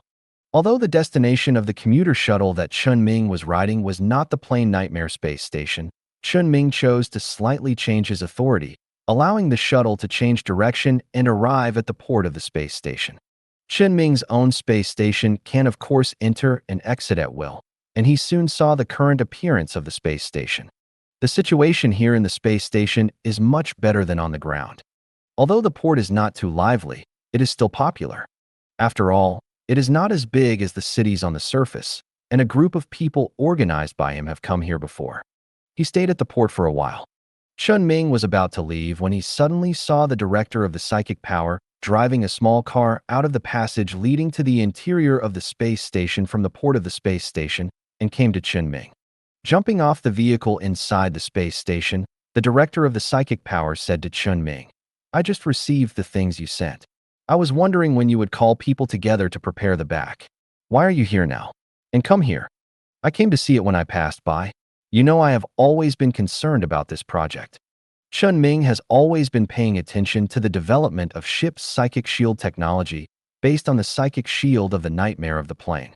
After all, the Zerg really needs shields. And the research progress of the psychic shield project can be said to be very ideal. The principle of the plane nightmare using psychic energy to create a passive gravity shield has been figured out, and the laboratory is trying to replicate it. With the psychic theory technology exchanged from the survivors some time ago, it is only a matter of time to produce actual results. It won't be long before the finished product of the psychic shield generator that can be tested will appear in Chen Ming's hands. In addition, the psychic shield generator technology that can be used for optimization with his psychic energy will mature immediately. The Queen of the Worm will also obtain this thing soon and use it to generate shields for the Zerg fleet. Although the Queen of the Worm's psychic energy is to strengthen the body, judging from the results of the psychic shield research team, the effect of the psychic shield is based on the nature of the psychic energy, not whether the psychic energy has such a function, so there is no need to worry about not being able to use it. The psychic shield generator technology optimized by Chen Ming's psychic energy will also be returned by Chen Ming later. He no longer hides his ability to optimize this part of the technology, because at least no one in the Empire can do anything to him now. What he does is to optimize the technology he needs as much as possible. As for whether some other advanced and valuable technologies are optimized or not, he doesn't care. The Empire can't force him. It can only support him and wait for him to actively optimize some technologies that are not meaningful to him, but valuable to the Empire. He doesn't mind optimizing a few things every day. A few things a day won't take much time. So after learning about Chen Ming's attitude, the Empire even set up a warehouse to prepare those technologies that need to be optimized for Chen Ming. This is also good for Chen Ming to a certain extent. At least he can find some interesting things he has never heard of. It can only be said that Chen Ming occasionally does some fancy work, and the communication between the Empire and the survivors has obtained new technologies, as well as the application of various technologies developed by the Empire. The Empire is currently in an era of technological blowout. Whether it is Chen Ming's psychic shield or psychic technology in other places, especially the more extensive psychic knowledge at the Fanchao Research Institute, they are all developing rapidly. And all the disciplines that the empires have exchanged technology from the survivors have made new progress and can break through the shackles of the past. In the mechanical war that has come to an end, the empire has already occupied most of the mechanical star field, and the state of the entire empire can be said to be very good. At least it is better than before. Of course, this has nothing to do with Chen Ming for the time being. He just habitually follows a train of thought to think about a bunch of things. Now he is still talking to the Minister of Psychic about his sudden visit. The Minister of Psychic Power also believed Chen Ming's excuse of stopping by to take a look, and said, "Olden has been keeping an eye on it, so you don't have to worry too much about it. To be honest, you are really too busy. There are things you need to do everywhere. I think you should find a chance to rest." Chen Ming immediately said, "I'm fine.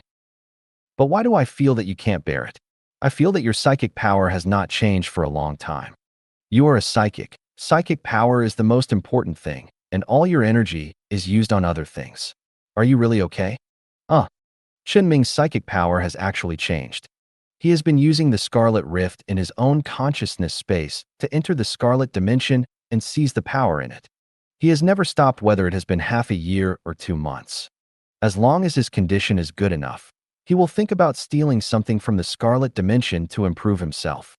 He even met the eye that was peeking out from the rift when he was constantly sneaking into the Scarlet Dimension. Even now, when he touched that eye, his mental power almost collapsed. Fortunately, his phase power helped him. After that, Chen Ming's mental power strength was the same as the first time he entered the Scarlet Dimension, with a very obvious qualitative change. Maybe the next time he encounters it, there will be a different result. However, The change in the quality of mental power alone is not so easy to see. Moreover, most of the improvements gained by entering the Scarlet Dimension are purely improvements in psychic knowledge. Only when he has the spare time to obtain Scarlet knowledge, Chen Ming goes back to absorb part of the power belonging to the Scarlet and enhance this part of his own power. But he will not easily mobilize the Scarlet power, so it is normal that others cannot see the change. He also knows very clearly where his bottleneck is, so his behavior does seem to care about something else instead of the psychic power itself. Don't worry, I have a plan. Chen Ming said so, and the director of the Psychic Power Institute certainly didn't say much. Okay, anyway, you shouldn't need any advice from me, so I'll continue to be busy. No. The director of the Psychic Power Institute, who had just turned around, suddenly stopped his action, took out the terminal, clicked a few times, and sent a document to Chen Ming. Take a look at this. Chen Ming didn't take out the terminal. His psychic power could help him see directly that the director of the Psychic Power sent an application report. There is a research team on this plain nightmare space station that wants to use a device that is not on the space station to study the body of the plain nightmare. The equipment is not difficult to get, and the #1 research center has it. But the problem is that there is no such equipment on the space station, and there is no extra space to install this new equipment. So the research team applied to bring some materials of the body of the nightmare of the plane to the ground, and they need to use the fixed equipment of the Scientific Research Center to study. There are still many problems involved in this matter. So even if Chen Ming does not come to rely on himself today, the director of the Psychic Power will hand over the application to Chen Ming to decide. Chen Ming first retrieved the information of the applicants and looked at their past experience. This group was a scientific research group that was not well known before. They have been quietly doing research related to antimatter technology. Just a few days before Chen Ming's Scientific Research Center was open to the public, they published a structural optimization plan for antimatter fuel storage devices. The Empire and Cinda both extended olive branches to them, but they finally took the initiative to choose Chen Ming. Originally, Chen Ming would at most recruit them to the project team of the main battleship. But their team leader said that they were actually more interested in the project of the nightmare of the plane. Although antimatter technology and the nightmare of the plane seemed to have nothing to do with each other, Chen Ming still arranged them in the nightmare of the plane project out of respect for these researchers with reliable research results. After confirming that the team members who applied for this had no identity problems, Chen Ming seriously considered the possibility and impact of doing so. At present, the Nightmare of the Plane project team has developed a technology that can stabilize the nightmare of the plane from turning into a black hole without Chen Ming's personal work, and it is feasible to study the theory on the ground. It will not be too dangerous, and Chen Ming can rush to solve the problem as soon as possible if there is danger. However, for Chen Ming, it is better to consider solving the problem from the root instead of considering solving the problem once. For him, passing this approval and ensuring safety after the approval is far less easy than expanding the space station and providing more space to install equipment. So Chen Ming directly activated his psychic power. He has no shortage of materials, design plans, mental strength, and free time. Of course, he can directly expand the space station further. The space station that originally only half surrounded the body of the nightmare of the plane completely wrapped the body in just a few tens of seconds. Chen Ming had installed all the things that should be installed inside the new space station area, and even the afterglow core responsible for this area was sent to the responsible place by Chen Ming. Okay, I will reject this application. You ask him to apply for the installation of new equipment in the new area of the space station. Anyway, there is still money. Come to me if there is a shortage. Okay. The director of the Psychic Power turned and left. Chen Ming did not stay on the space station any longer. He boarded the shuttle again, left the space station, and began to orbit Gaia. Not long after, the shuttle had circled to the other side of the planet. And here, there should be the wormhole that Chen Ming spent a lot of time and energy to migrate. But now, the location of the wormhole has been covered by a huge space station, and the wormhole itself is in the center of the space station. Chen Ming's psychic power has forcibly stabilized the space station. Combined with some technologies that the Empire itself has, it is theoretically feasible to build a space station near the wormhole. Judging from the well-functioning space station now, it is actually feasible. The construction of this space station was originally purely for screening and recording people passing through the wormhole. However, the actual situation is slightly different from what Chen Ming thought at the beginning. The shuttle quickly entered the port. Chen Ming's spacecraft was allowed to pass by default, but Chen Ming did not go directly to the core wormhole of the space station through the port, but found a ship position and stopped.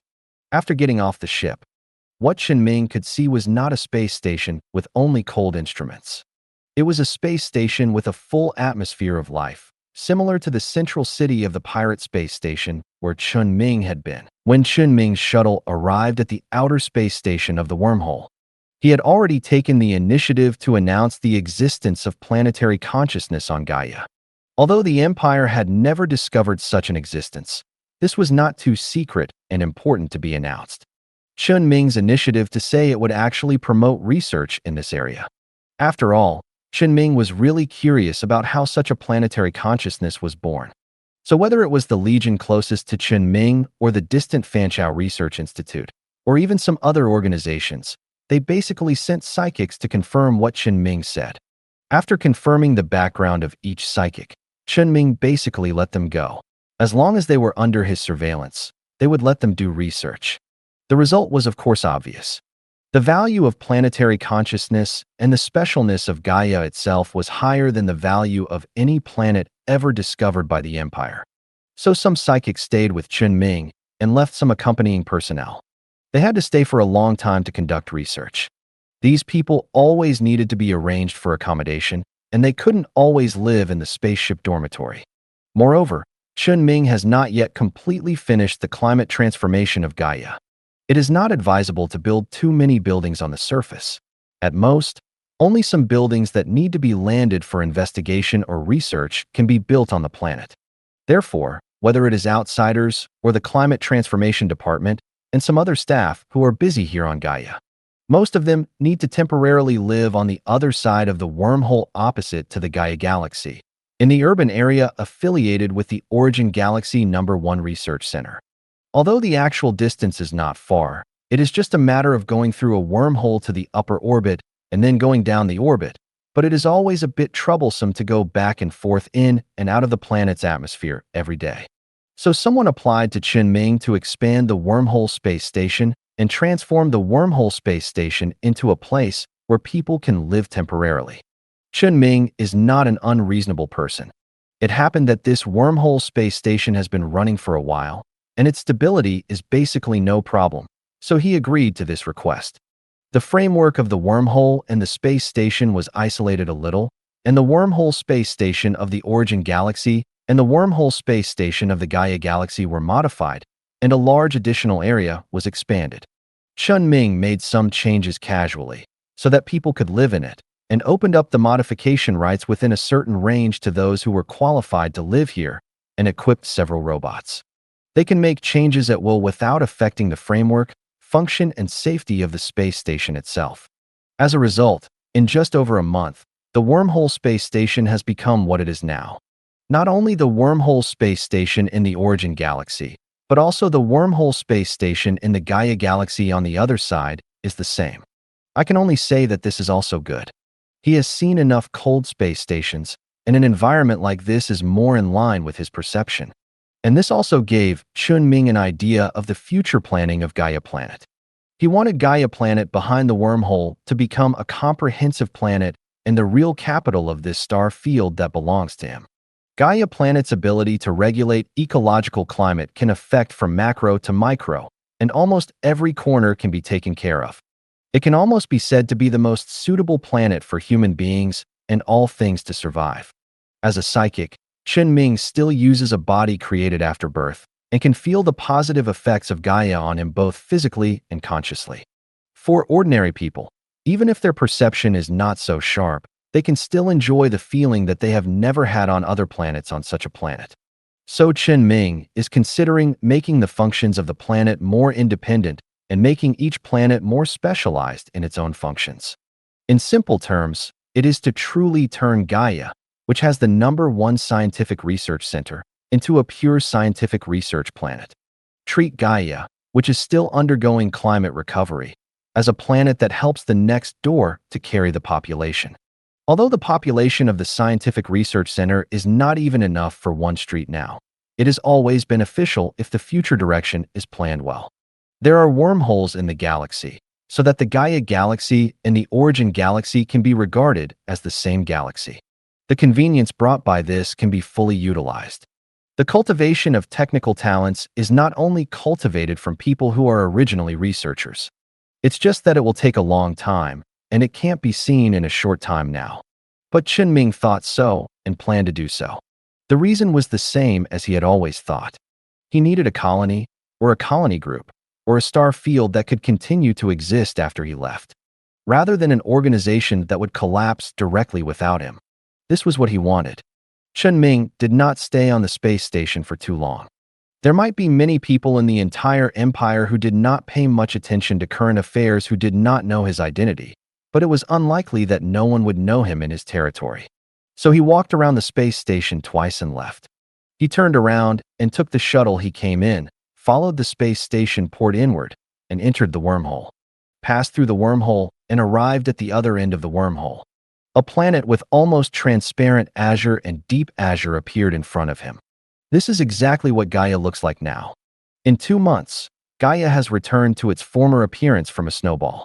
Gaia plants have grown in every corner of the planet, and every inch of azure is the external manifestation of Gaia plants. And every piece of azure is proof that the ocean of the planet has regained its vitality. The existence of Gaia plants can almost be said to have directly advanced the initial stage of climate transformation, which may have taken several months to a year, by 80%, allowing the climate transformation gas that originally took time to spread to expand to the entire planet at an unprecedented speed, penetrating into every inch of land and every drop of water on the planet. Of course, the overall climate of the planet is still cold, and recovering from the severe cold is not just something that environmental transformation gases can do. It also needs to cooperate in other aspects. For example, returning the material in the ovum of the star-eating body to the star itself, and more work to be done by the Environmental Transformation Department.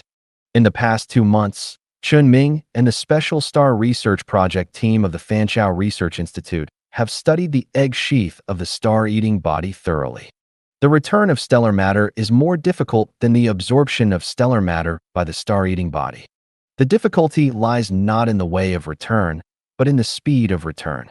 He needs to slowly release the matter in the egg sheath before it can be completely returned. It is estimated that it will take about half a year to completely return the stellar matter. He still needs time to let this thing go slowly. Of course, although it is said to be slow, in fact, the changes in the star are still very drastic, so that the work of the Environmental Transformation Department will be affected. Although they have previous experience in the cooperation of Gaia planet consciousness, they only need to do it step by step. However, the drastic changes in the state of the star require someone to monitor the state of the star at all times to adjust the specific implementation plan of the subsequent environmental transformation projects.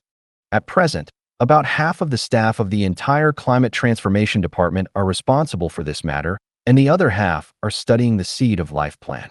There is nothing wrong with doing this. There are enough people left to do what they should do, and Chen Ming will not restrict them from doing anything. It's just that the minister, as the general person in charge, needs to run back and forth frequently, busy with the Seed of Life project and paying attention to climate transformation. Chen Ming can see what the minister does. He wants to realize his ideals, but he doesn't want to disappoint Chen Ming's trust. The result is that he has to run back and forth every day, and he can only stop and rest for 3 or 4 hours every 2 days. His mental state is very poor, and he is even relying on drugs to support himself. Using drugs is barely normal behavior. When some research projects reach a critical environment, many researchers will take drugs to stay awake and highly flexible in order to complete them as quickly as possible. Just like Chen Ming used a neural overclocker to ensure that his mental state remains good. But it is definitely not possible to continue like this for a long time. And the minister seems to be planning to do this for a long time. If it weren't for the soothing effect of Gaia on the human body and consciousness, and if he occasionally took a nap next to the fairy tree for an hour or two in the name of research, he would have been unable to resist. So Chen Ming simply acquiesced to his behavior, which was a small backdoor for him. His purpose today was to come here to check the progress of climate transformation and the growth of the fairy tree. The progress of climate transformation is obvious. The planet's oceans have been completely thawed, and Gaia plants have covered the entire world. If you don't pursue perfection, Gaia is now a habitable planet with a relatively cold climate. But Chen Ming pursues perfection, so he has to continue. Everything is normal. As for the fairy tree, as Chen Ming's shuttle left the wormhole space station of the Gaia galaxy, it gradually landed above the equator of the planet. You can also see that the fairy tree, which was only half a person's height 2 months ago, has now grown to 3 meters, the height of a floor. It may not seem too high, but compared to the past, the growth of the fairy tree in the past 2 months is obvious. This is Gaia. The existence of the fairy tree is good for it, so it will naturally feed the fairy tree in reverse. Just as Chen Ming's shuttle approached the fairy tree, he noticed that there was another shuttle docked near the fairy tree. It seemed that he had met Tianzhan, who came to get the Gaia plant seeds given by the planetary consciousness at a fixed time every day. This was also a matter that Chen Ming decided after communicating with the planetary consciousness. After all, these seeds can be used to study the Seed of Life project, and the composition of the seeds can also be used to determine the climate status of the planet. Of course, Tianzhan would actively run over to pick up seeds every day. Chen Ming's shuttle landed next to the shuttle on the ground and saw Tianzhan standing under the fairy tree with a comfortable expression, but his mental state was obviously not very good. "How are you recently?" "Very good, never so good." "I'm asking how you are." Tianzhan's expression was slightly embarrassed, but he was unwilling to use part of his energy, which was now on the 2 things he was doing, to rest. Chen Ming didn't have much to say, and as usual, he advised, "Take more rest. There is plenty of time to do the project. If you are about to collapse, you don't know how long you will have to rest. Now you will lose all the money you earn every day." Tianzhan could only give Chen Ming a somewhat stiff smile and said, "I know." And Chen Ming suddenly reached out and plucked a handful of fairy leaves, put one in his mouth, and stuffed the rest into Tianzhan's hands. Tianzhan looked at the fairy leaves that filled his hands, and even some of them fell on the grass beside him, and said uncertainly, "This is not good." Chen Ming pointed to the fairy tree and said, "It is willing." Tianzhan looked in the direction Chen Ming pointed, but he could only see the fluorescent white branches and leaves swaying in the cold wind. Since Chen Ming said so, he couldn't refuse. After meeting Tianzhan, Chen Ming did not continue to stay on Gaia, but he took off on a shuttle and went to the next planet. There are 5 planets in the Gaia galaxy. One is Gaia, and the other is a frozen planet with a severe cold climate at the edge of the galaxy. One of the other 3 has signs of life, but unfortunately, after Chen Ming began to return the stellar matter and the planetary climate gradually recovered, the planet did not recover, and the entire planet has lost its vitality. The remaining 2 planets are ordinary planets with certain resources that can be developed. Therefore, Chen Ming arranged some mechanical races on one of the planets. His idea is also very simple, which is to give the mechanical races on his hand a chance. To be honest, the situation of the mechanical race is not very good, because their expansion speed is still not good enough compared to the Zerg, or it is not good enough at all. The expansion of the Zerg is really too terrifying. Everything in the world can be swallowed, transformed, and become the cornerstone of the Zerg expansion. And the expansion of the mechanical race, at least metal materials are needed to expand. The Zerg around the Origin Galaxy has already expanded to a very terrifying extent.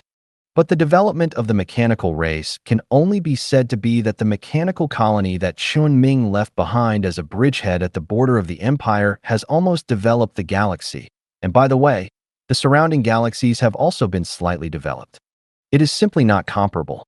Therefore, Chen Ming thought about it and simply did not want that bridgehead. Move the mechanical race away. The significance of the bridgehead itself is to provide protection for Chen Ming to transport things to the Empire.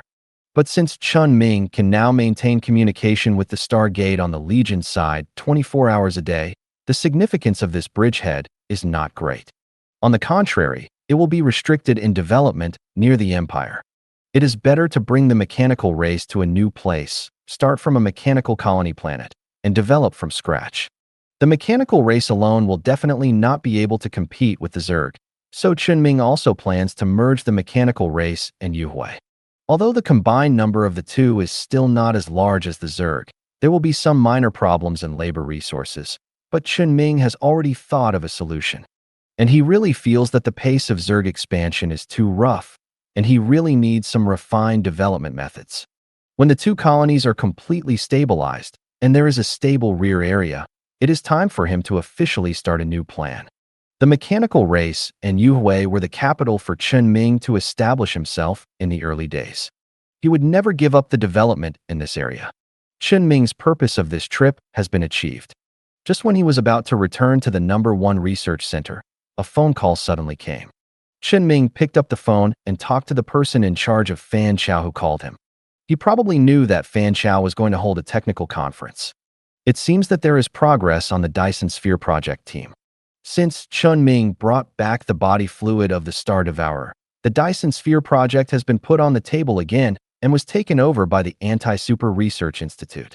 As far as Chen Ming knows, they have a psychic who can quickly carry out and complete a scientific research project. Just like before, after Chen Ming proved the conflict between the phase space and the Scarlet Dimension, Fan Chao made a device that can send a small space station into the phase space in one day.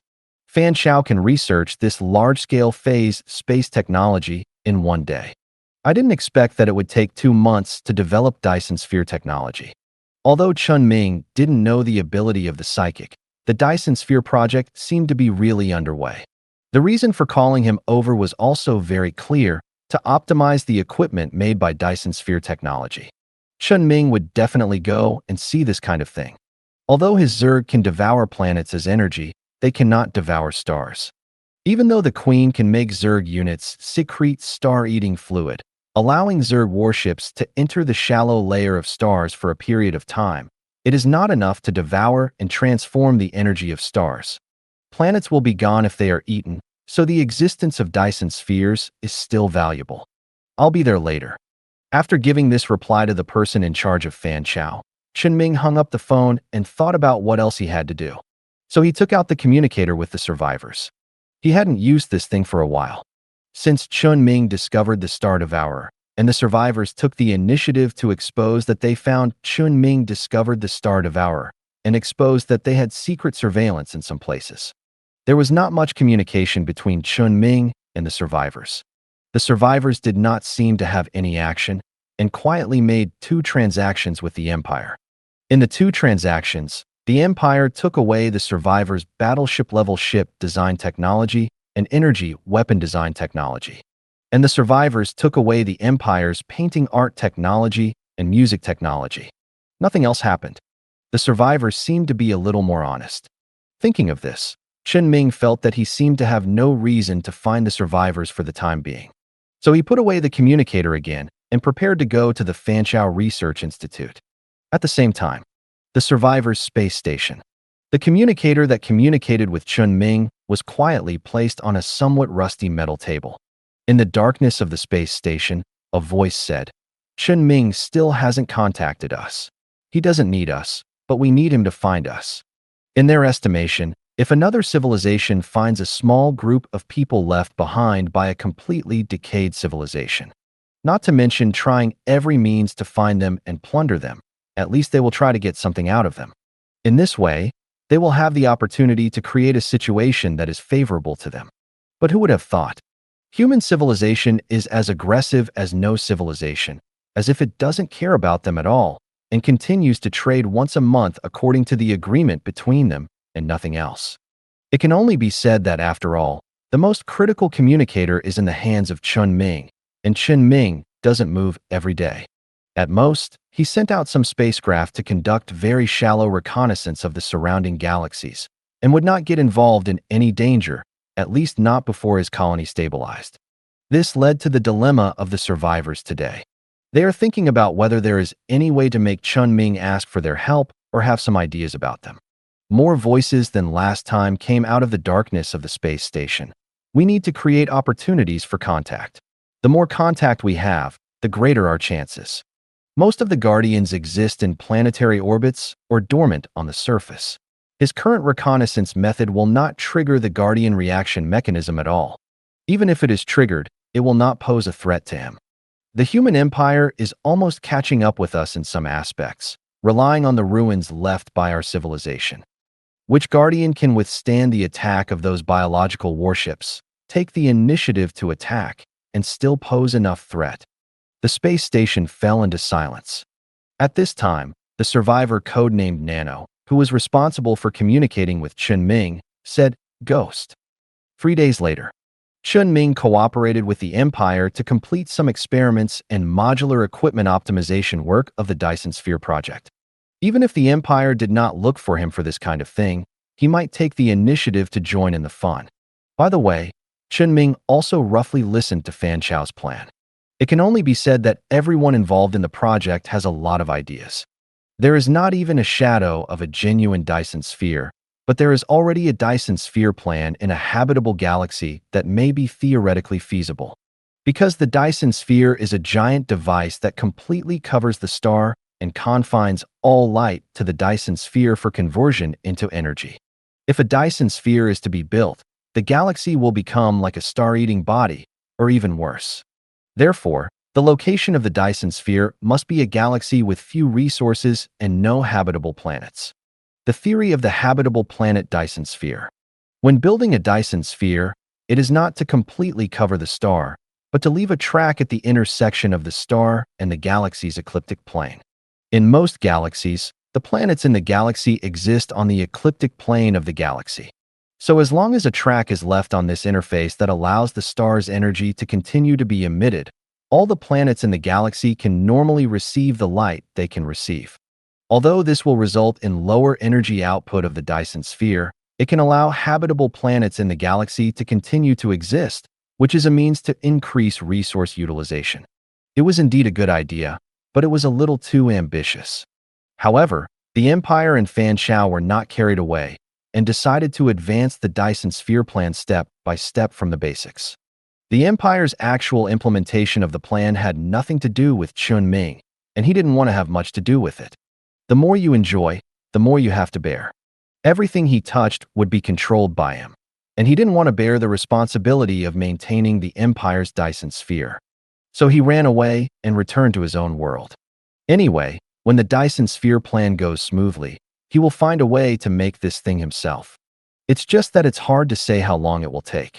And just a few hours after Chen Ming arrived at the Origin Galaxy, he received a piece of news that he didn't know whether it was good or bad. Near the Gaia Galaxy, the stars and the neighboring galaxies where he sent fleets to detect and left reconnaissance devices appeared with special high-frequency electromagnetic radiation beams. The high-frequency electromagnetic radiation beam detected by the detection device left by Chen Ming is not too rare in the universe.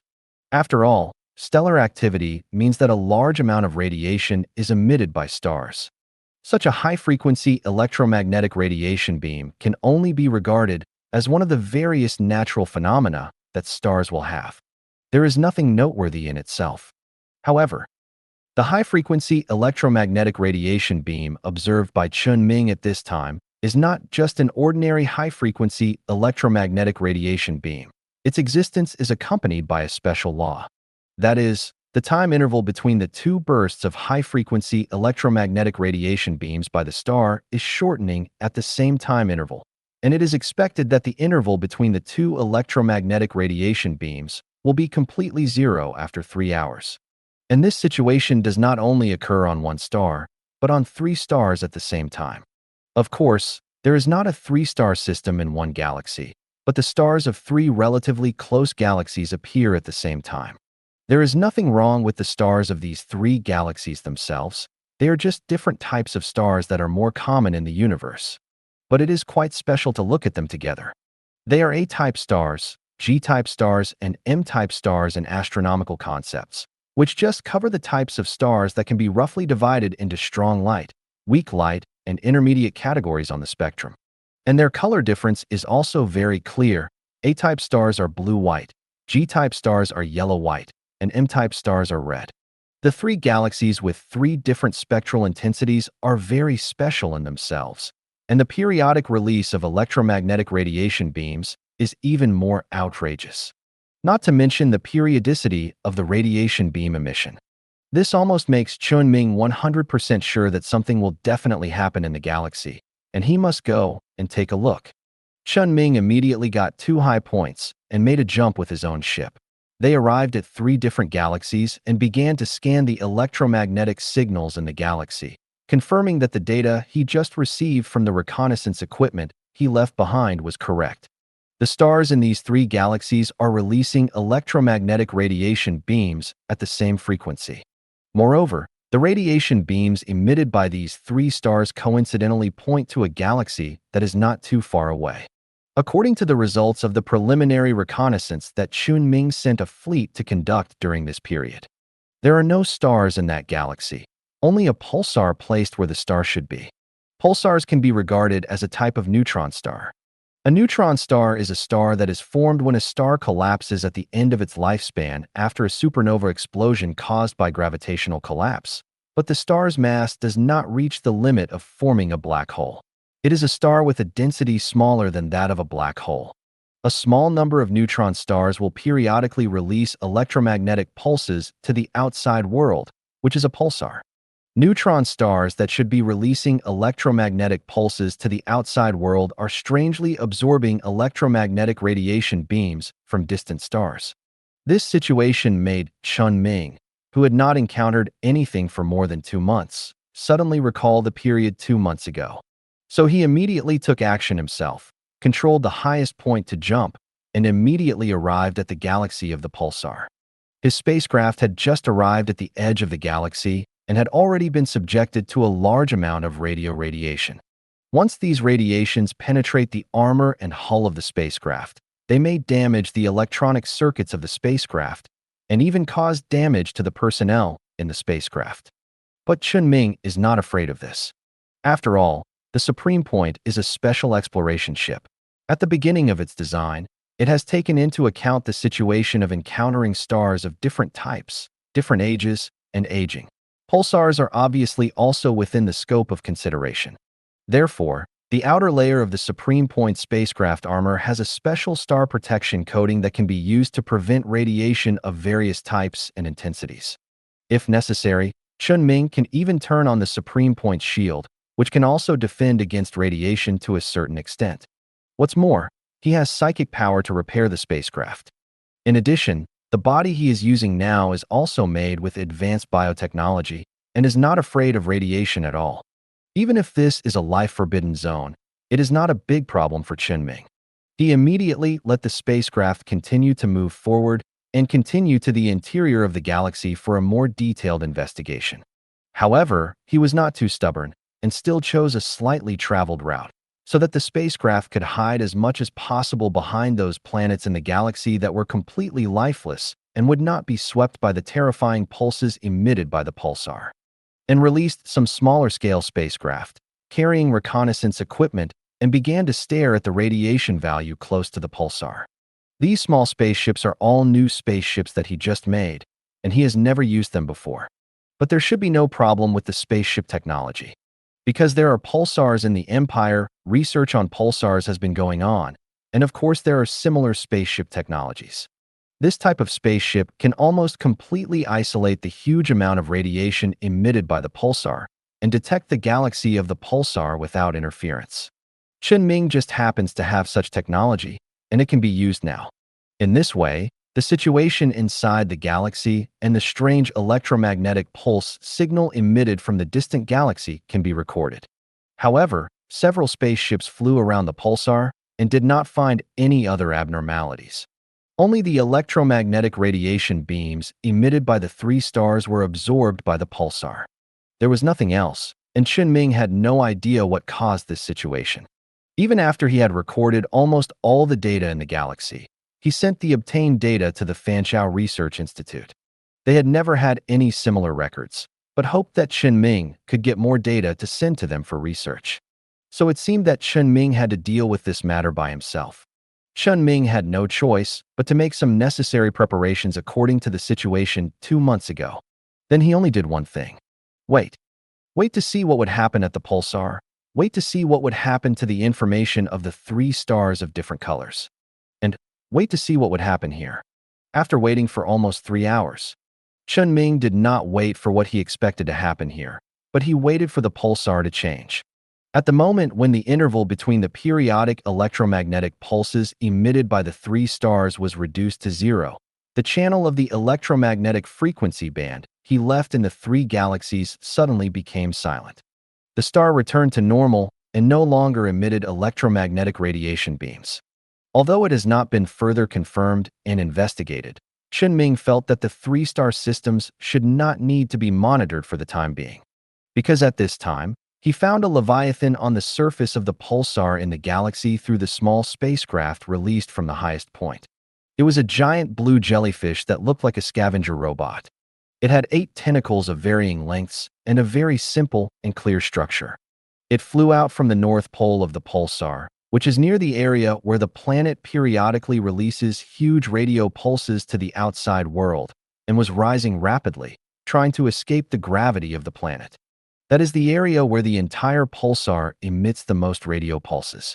The radiation carried by these radio pulses may pose a threat to the entire galaxy and even neighboring galaxies, and such a Leviathan that can appear from here may also have similar power. Combined with the fact that Chen Ming detected the same pulses on the 3 stars of different colors near his Gaia galaxy, he seriously suspected that this guy would go directly to the 3 galaxies after escaping the gravity of the pulsar. The 3 galaxies are not too far from Chen Ming's Gaia galaxy. The possible consequences are absolutely unacceptable to Chen Ming. He must not let this dangerous Leviathan, which releases huge amounts of radiation, threaten his colony. Just when the jellyfish Leviathan had not had time to escape the gravity of the pulsar, a large area of jump fluctuations enveloped its head. The Zerg fleet called by Chen Ming arrived here in just a dozen seconds. Just like before, the first attack was just a tentative attack, and Chen Ming still arranged 200 Zerg Hercules-class battleships. Half of them were equipped with arc weapons, and the other half were equipped with various weapons for testing. After all, Chen Ming encountered unknown enemies, and he had no idea what kind of weapons their armor or skin was resistant to. He had to try them all to see what kind of weapons were the most suitable.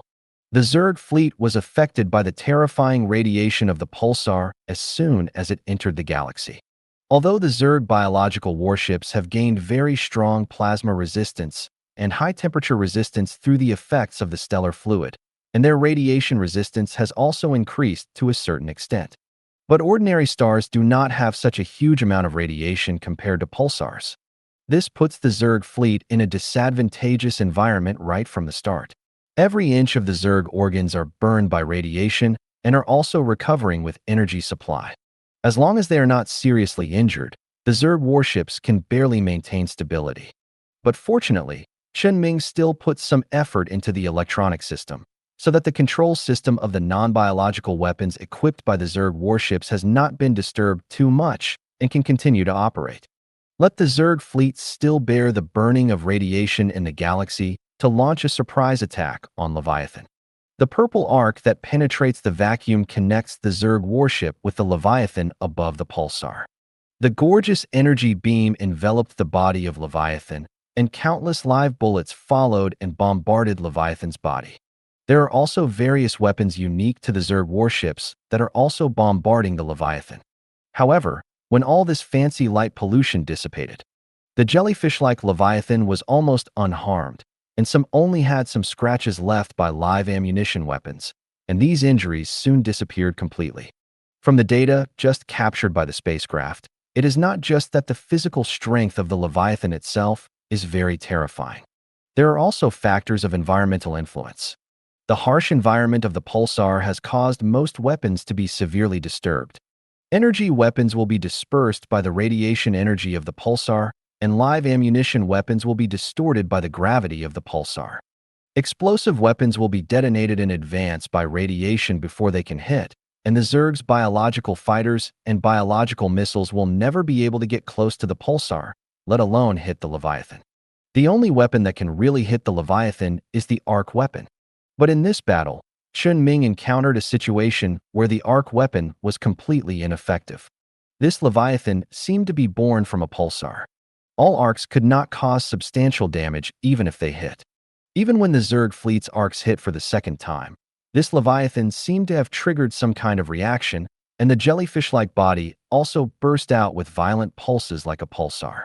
Although the pulse released by the jellyfish Leviathan weakened far less than the pulse emitted by the pulsar, the pulse it released was ranged. The destructive electromagnetic pulse directly penetrated the paint that Chen Ming specially arranged on the weapon, causing all the additional electronic equipment on the Zerg warship to overload, and no weapon could continue to operate. The electromagnetic pulse even triggered a violent pulse activity of the pulsar, and the radiation value in the galaxy instantly increased by at least 50%, causing the body of each Zerg warship to suffer severe damage.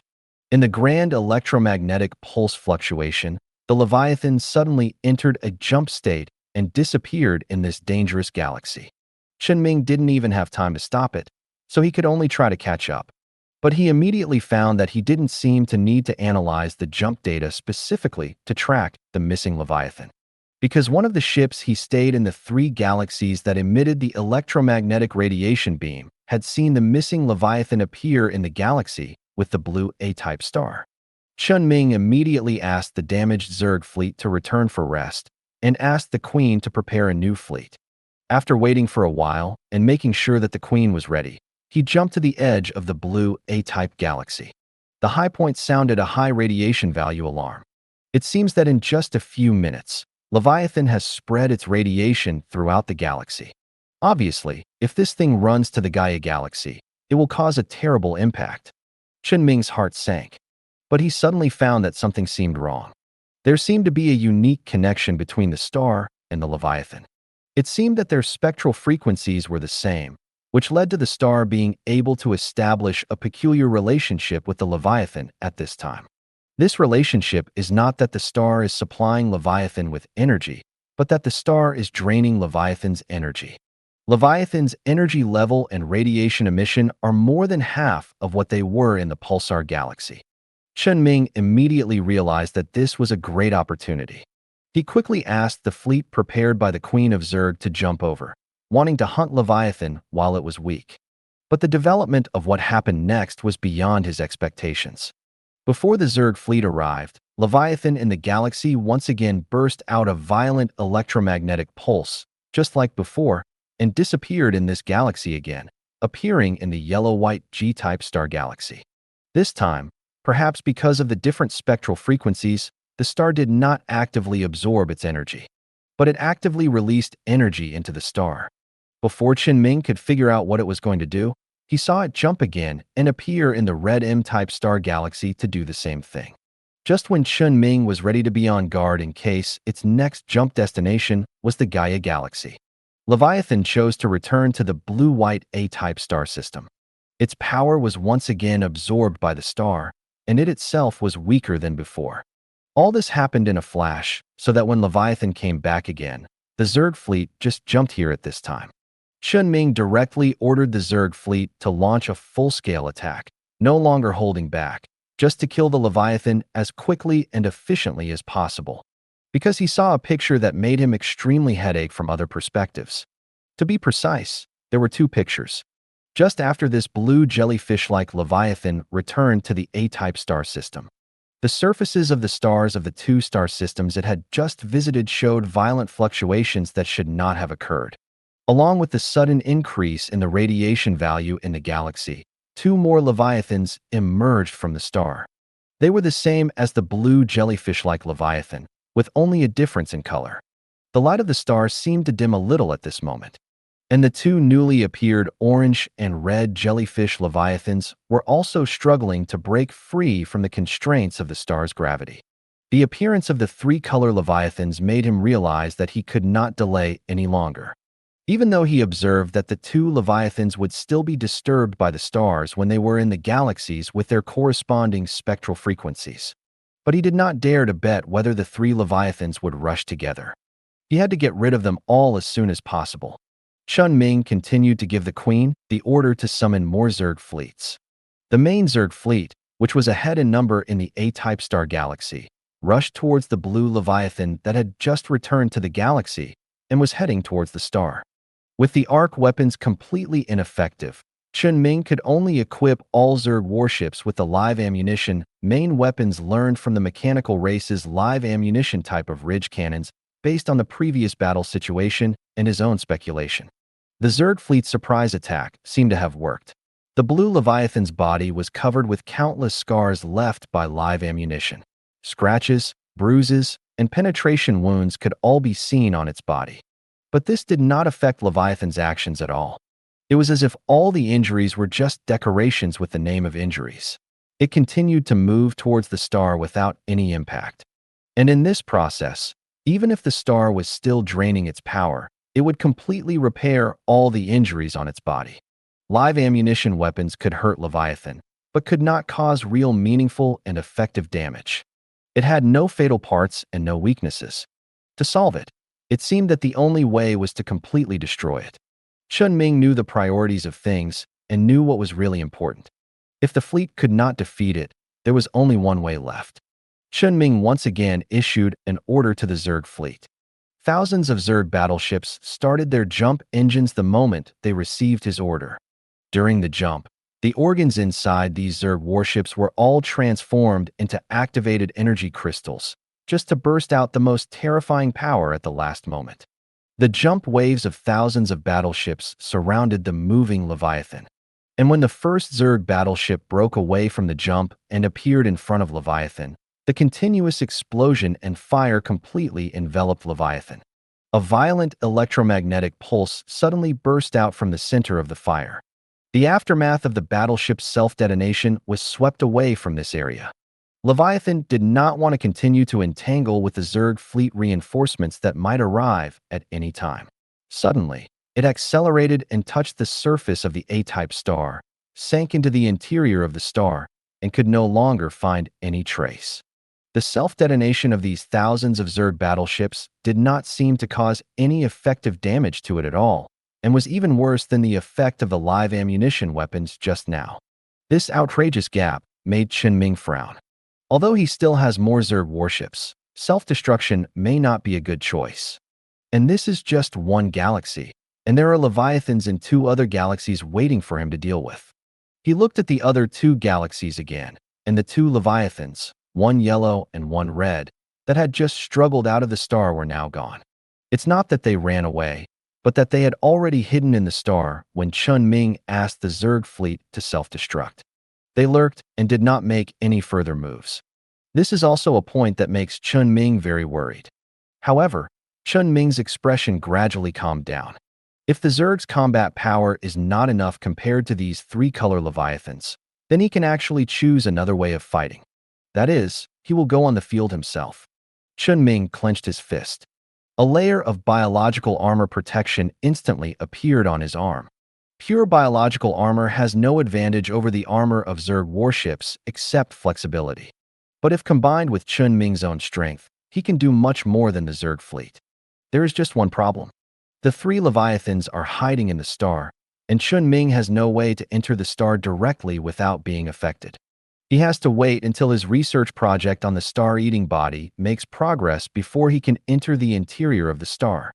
So he can only wait. Waiting for the Leviathans that suddenly appeared to leave the star, giving him a chance to kill them. Meanwhile, the survivors' space station. In the dark environment, those voices are still communicating directly. The ghosts have played a role, but not much. No, it's enough. With the level of human technology, it is impossible to observe the state of the ghosts in depth. They can't find that the state of the blue ghost is already very bad. They will only think that the ghosts are waiting for an opportunity to move. If they are smart enough, they won't continue to waste resources on self-destruction. But I never remember that the biological warships of the Thorn Zerg have such capabilities. I never knew that anyone could raise these creatures, not even us. The space station was quiet for a while, and the survivors didn't seem to want to talk about this topic. What we need to do is to find a way to continue to use the ghosts to put pressure on humans. Let them know that they have no means to destroy the ghosts, and can only rely on us. Chen Ming doesn't seem to have this intention. He doesn't seem to have considered us at all. Was what you did before correct? Nano did not respond to this question, but said, then take the initiative to bring up this matter during the next transaction, and let the ghost delay it until the next transaction day. Chen Ming borrowed dozens of devices from the Climate Transformation Department to monitor the state of stars around stars. They were evenly installed around the stars of the three-star systems where Leviathans existed, ensuring that the monitoring of these devices would not miss any corner of the star. As long as the Leviathans hidden inside made any move to show their heads, these devices would immediately pass the news to his mind. As long as the radiation level in the galaxy did not go down, the threat of the three-color Leviathan would hover over his head. He must be prepared for early warning and be prepared to respond at any time. It's a pity that he really can't do anything about the three Leviathans for the time being. He can only hope that the project team studying the Star Devourer will make faster progress. As soon as possible, thoroughly figure out the structure of the Star Devourer and replicate it. As long as this technology comes out, it will no longer be impossible for Chen Ming to enter the interior of the star directly, and the Leviathan hidden inside the star must die. So Chen Ming was thinking, is it necessary for him to go to the Star Devourer project team to urge them? After all, if he wants to deal with the Leviathan hiding in the star in advance, the key lies in the Star Devourer projects. But after thinking about it, Chen Ming decided to forget it. The project team is now on a space station in the close orbit of the star in the Gaia galaxy. Before, Chen Ming had not been there when he was strolling around, but he knew that the Star Devourer project team on that space station had thousands of people working on different fine projects, and they also provided real-time star data to the Climate Transformation Department on a part-time basis. He went there specifically to urge the progress, and he didn't know how many people would be in a mess. And more importantly, he didn't have any targeted weapons. Chen Ming was more inclined not to do it himself unless there was a direct danger. He was worried that Leviathan might go directly to the Gaia galaxy to cause trouble, so he thought about solving it himself. But since Leviathan chose to hide for some reason, it might as well wait and see. See if Leviathan will make any moves recently, and see if he can get some new weapons and equipment to adapt to the jellyfish-like Leviathan in the next few days.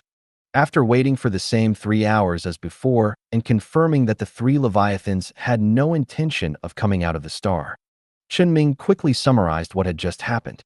Then he sent the news of the appearance of the new Leviathan back to the Empire.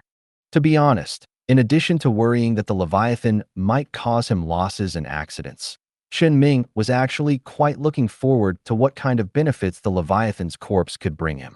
He had encountered a total of 3 Leviathans before. Scavenger robots, nightmares of the plains, star eaters, or star eaters according to the survivors, they were all similar.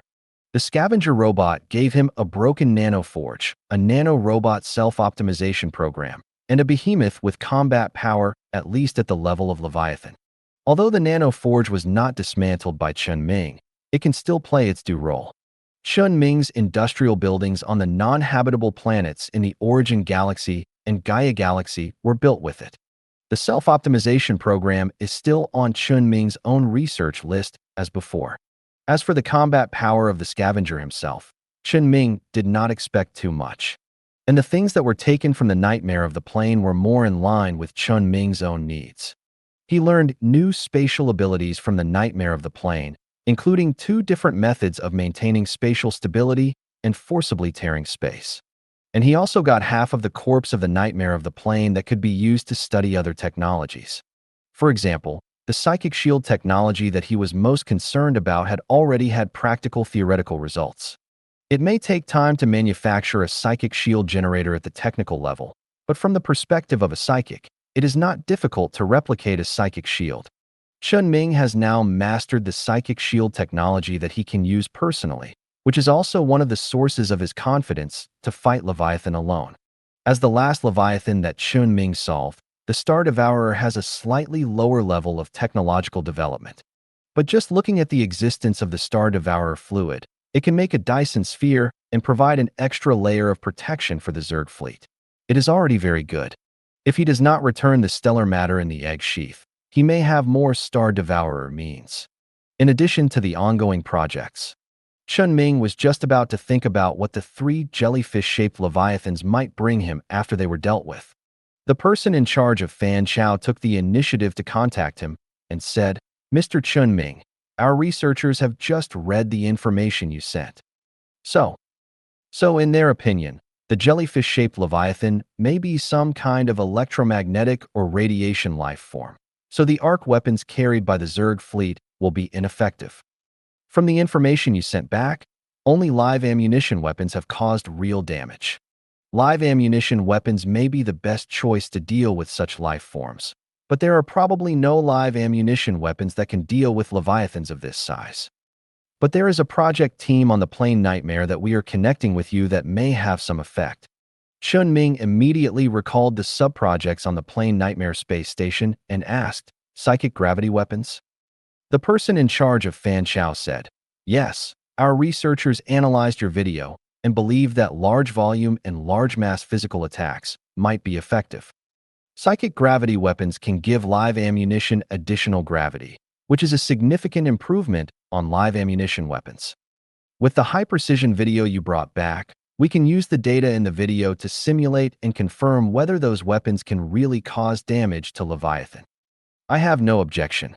After Chen Ming agreed to Fan Chao's invitation for cooperation, he stayed in Fan Chao's research institute for 5 consecutive days.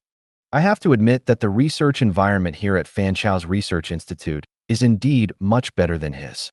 It is at least a direct research institute of the Empire, and it has been run for many years. It is not more academic than Chen Ming's research center, which has only been open for less than half a month. However, Chen Ming has nothing to be discouraged. He always believes that he can build his colony. However, during the process of cooperative research, something happened that surprised both Chen Ming and Fan Chao. On the first day of the cooperation, Chen Ming and a research team from Fan Chao spent some time together to conduct an in-depth analysis of the video and various data he brought back. Combined with Chen Ming's own direct experience of fighting Leviathan, they combined the judgment and came to a conclusion. That is, although this Leviathan does exist physically, its entity is more similar to the nightmare of the plane and is transformed from the existence of other levels.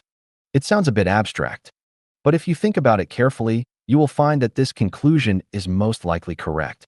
The reason lies in the earliest situation when Chen Ming recorded it. The birthplace of the blue jellyfish Leviathan is a pulsar, and pulsars are a type of neutron star with a density so terrifying that it is close to a black hole. How could a Leviathan born on such a planet be harmed by ordinary live ammunition? Why can live ammunition cause damage to a Leviathan that can be born from a neutron star with a density close to that of a black hole? But the fact is that the live ammunition fired by Chen Ming's Zerg fleet really caused some visible damage to the body of the blue jellyfish Leviathan. Although the damage recovered quickly, it is obvious that its body density and strength are not that high. Is this reasonable? This is completely unreasonable. It's just that both Chen Ming and the top researchers of the Fan Chao Research Institute subconsciously ignored this point before. After all, Leviathans like the plane Nightmare can be damaged by live ammunition, so no one thinks there is anything wrong with live ammunition weapons hurting this Leviathan. But the situation of the plane Nightmare is very special. It is the product of the existence of the black hole dimension after entering the normal universe. It is not a black hole itself. Even if its body can be transformed into black hole matter, it is actually only related to the black hole dimension and does not have the density of a black hole. Therefore, the difference in existence between the plane Nightmare and the new jellyfish Leviathan may only be that one is in another dimension and the other is a thing in an existing dimension. So after combining these news, Chen Ming and Fan Chao both believe that the entity of Leviathan is not important. That was just its concrete appearance. It might actually be some kind of electromagnetic, radiation, or optical creature. After all, it gave birth to 2 similar creatures with different colors. The only difference between them is the color of light, that is, the frequency of light. If you want to hurt it in the true sense, you can't start from its entity, but from its essence. So the next day, Chen Ming and Fan Chao's people completely overturned the direction of research that had been decided at the beginning and changed the direction of what kind of weapons were suitable for attacking Leviathan. After a few days, there was a rough direction. It started with three aspects: stopping the electromagnetic frequency band, absorbing the radiation band, and forcibly changing the frequency of light. Fan Shao originally wanted to say that large-scale energy hedging might be effective, but seeing the actual results of Chen Ming's subsequent thousands of battleships self-destructing as if they were free, this approach doesn't seem to work. Maybe there is some special protection method, or there is some special property that allows Leviathan to ignore the damage of self-destruction. We still have to use several newly speculated methods to target Leviathan. Although this basically makes the previous research worthless, the research that is meaningless in itself has no value. At most, Chen Ming has to spend a few more days on research. Fortunately, there has been no movement from the jellyfish Leviathan in the past few days. Otherwise, Chen Ming would have to go into battle himself before he could come up with the targeted technology. Chen Ming, who is currently in Fanchao, still plans to continue working on targeted weapons. Some researchers in Fanchao are not psychics and need sleep, but he can go without rest for a long time when necessary. After all, he is not physically tired, and the only thing that is really tired is his spirit. As long as the spirit can hold up, it is not a problem to stay awake until the end of time. But just before Chen Ming did this, he suddenly received a message from the Afterglow Core, which is responsible for controlling the Plane Nightmare space station. A research team has an application that needs to be submitted to him for his personal approval. Sent with their application was an abbreviated version of their research report. After seeing the contents of the research report, Chen Ming had already noticed that it was the application of the group that had applied for research facilities with him a few days ago. And judging from the content of their research reports, they conducted several batches of experiments on the space station with the help of previously applied equipment. Finally, they successfully analyzed a special substance that existed objectively in the corpse of the Plane Nightmare, but had not been discovered until now. The team called it negative matter.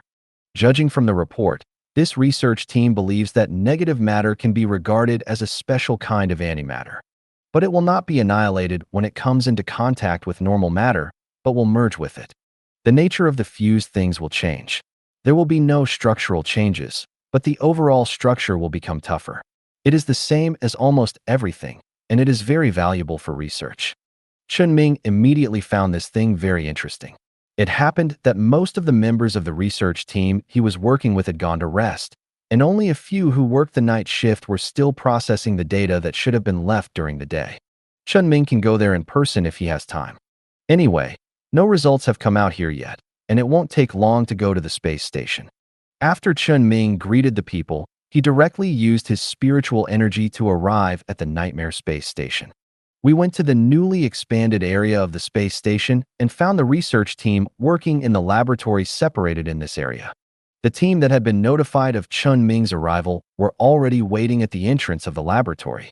After Chen Ming said there was no need to be so solemn, the team leader asked the team members to do their own thing, while he took Chen Ming to their usual place of work and showed the results of their research. Some materials fused with negative matter stored in the vacuum isolation layer include a piece of pure iron with a mass of 1 kilogram, soil of the same mass, other materials of the same mass, etc., and a control group with identical materials that was also stored in a vacuum isolation layer. Through the data left on the console next to it, Chen Ming could easily see that the properties of the materials in the experimental group and the same materials in the control group had changed in quality. Although it was extremely subtle, there were indeed changes. And next to the console is a detection device that the team built with the help of Afterglow that can be used to detect negative matter. The object of detection is the entire space station. Judging from the results displayed by the equipment, the entire space station has been completely saturated with negative matter. But Chen Ming was unable to specifically perceive this substance. No matter how much he tried with his own perception, he could not perceive the existence of this negative substance. And if it's just data on paper, it can't explain anything. So Chen Ming turned to the team leader and asked, "How did you find out?" The team leader shook his head and said, "We didn't discover it. It was this substance that came to us on its own initiative. We just applied for a batch of materials a few days ago, and found that the materials changed within a few days after being transported from other places. We originally thought it was a material problem, but we applied for a new batch of applications, and the results were still the same except for the problem. The problems were exactly the same. Then there is the third batch of materials. This time we asked the cargo ship to wait outside the space station. We went up to test it in person, and there was no problem before sending it. No, we asked Yue to send the things up, but... So we wondered whether there might be an unobservable substance in the nightmare of the planes that is similar to antimatter. Then we borrowed some equipment from other groups and tested it more, and the results confirmed that this substance does exist. Chen Ming lowered his head and looked at the floor of the space station under his feet, stimulating his spiritual energy and personally feeling the quality of the materials that made up the structure of the space station. It turned out that, as the team leader said, the physical strength of all materials existing on the space station had changed. This kind of negative matter really exists, and it has been integrated into the entire space station. Even though he cannot directly feel this negative substance, it does exist. Chen Ming's eyes suddenly turned to look at the control group in the vacuum isolation layer next to him. Negative matter cannot propagate in a vacuum, right? Yes, that's why we put these things here for comparison. Okay. Chen Ming was slightly relieved. Because so far, the Nightmare Space Station has only transported things from the outside in and has never taken things out. Therefore, the negative matter contained in the plane Nightmare should only be found on this space station. At most, there may be some left on the Shining Civilization spaceship that Chen Ming pulled out of the plane Nightmare. However, the spaceship Chen Ming did not fly everywhere, and it was also left on the Nightmare Space Station as a research object. So your application. The team leader immediately said, "We hope to reach the ground and conduct larger-scale experiments. You see, since the space station has been fully integrated with this negative material for so long, nothing has happened, so we think we can temporarily treat this material as not very dangerous. We want to conduct larger-scale experiments, and based on the conclusions drawn from the experiments, we can conduct stable detection and follow-up research on negative substances." Chen Ming confirmed. "Are you sure it's safe?" "Yes, look at our experiment log." The team leader clicked a few times on the console next to him and released a densely written log with hundreds of pages. The contents are all the results of various fusion experiments. It was obvious that none of the experiments had problems. It can only be said that Chen Ming created a large amount of spare space when he expanded the space station, and because this group was the first to apply, Chen Ming deliberately gave them too much space. As a result, this group has ample experimental space, and almost all places are used by them. And it seems from these experimental logs. This group also has some more detailed results that are not written down in a simple research report. For example, they judge that negative matter is most likely a medium in the black hole dimension, similar to the medium in phase space that blocks the dissipation of radiant energy. Human beings are currently unable to explore the dimensions of black holes, but they can indirectly explore the dimensions of black holes through negative matter and study black holes indirectly.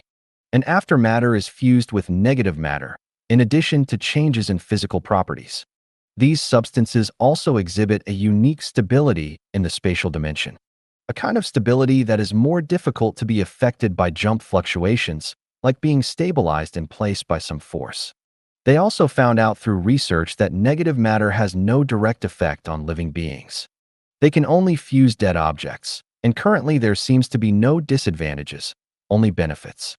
Such valuable negative matter forced Chen Ming to consider setting up an experimental site on the planet. But the relationship between the negative matter and the black hole dimension studied by this group is still a bit too dangerous. It was unlikely that Chen Ming would directly arrange them into the #1 scientific research center area. But Chen Ming also immediately thought of an alternative. He could place the group on a satellite of Gaia. Gaia's satellite is also a habitable planet, and Chen Ming has not yet thought of any use for it. Since there is demand, why not just create a new experimental site specifically for testing this group? Chen Ming has no shortage of resources and has no problem setting up a separate testing ground. So Chen Ming agreed. But he also gave very strict conditions. That is to say, The entire security transportation process of experimental materials is handed over to the Afterglow Center. The entire experiment also needs to be carried out under surveillance. It is prohibited to take out the nightmare of the plane's substances and other things that may lead to a larger than expected leakage of negative substances. Situation statements are restricted. And Chen Ming also said that it would maintain close surveillance of the team, both for the safety of the experiment and their safety. The team leader had no objection. So Chen Ming turned around and left the space station and began to prepare to study the environment of negative matter. The team leader quickly summoned about 20 team members and said, "Director Chen agreed. We can proceed with the next step of research." After a small burst of cheers, the team leader explained, "Take safety measures and don't let those substances leak out for no reason." The team members agreed without hesitation. Although the negative matter produced by the body of the plane nightmare in their research is not dangerous, but is very stable. But no one knows whether there will be other impacts later, so this is the safest way. Pack it up, we'll go to the ground tomorrow. The next day came in a blink of an eye. The team leader and team members have arrived on the surface of the Gaia satellite. Here Chen Ming specially prepared a complete and safe experimental place for them, a double-layered dome. This is the building that Chen Ming often stayed in before, and it has very good isolation between the inside and outside. This double layer is Chen Ming's transformation of creating a vacuum between the two layers of domes. After all, it seems that vacuum is a very effective means of isolating negative matter. Otherwise, the plane nightmare in the black hole would have spread negative matter throughout the universe. The team leader was currently standing on a hill near the dome, observing the dome environment. At the same time, he was also watching an extremely heavy spacecraft slowly descend to the ground.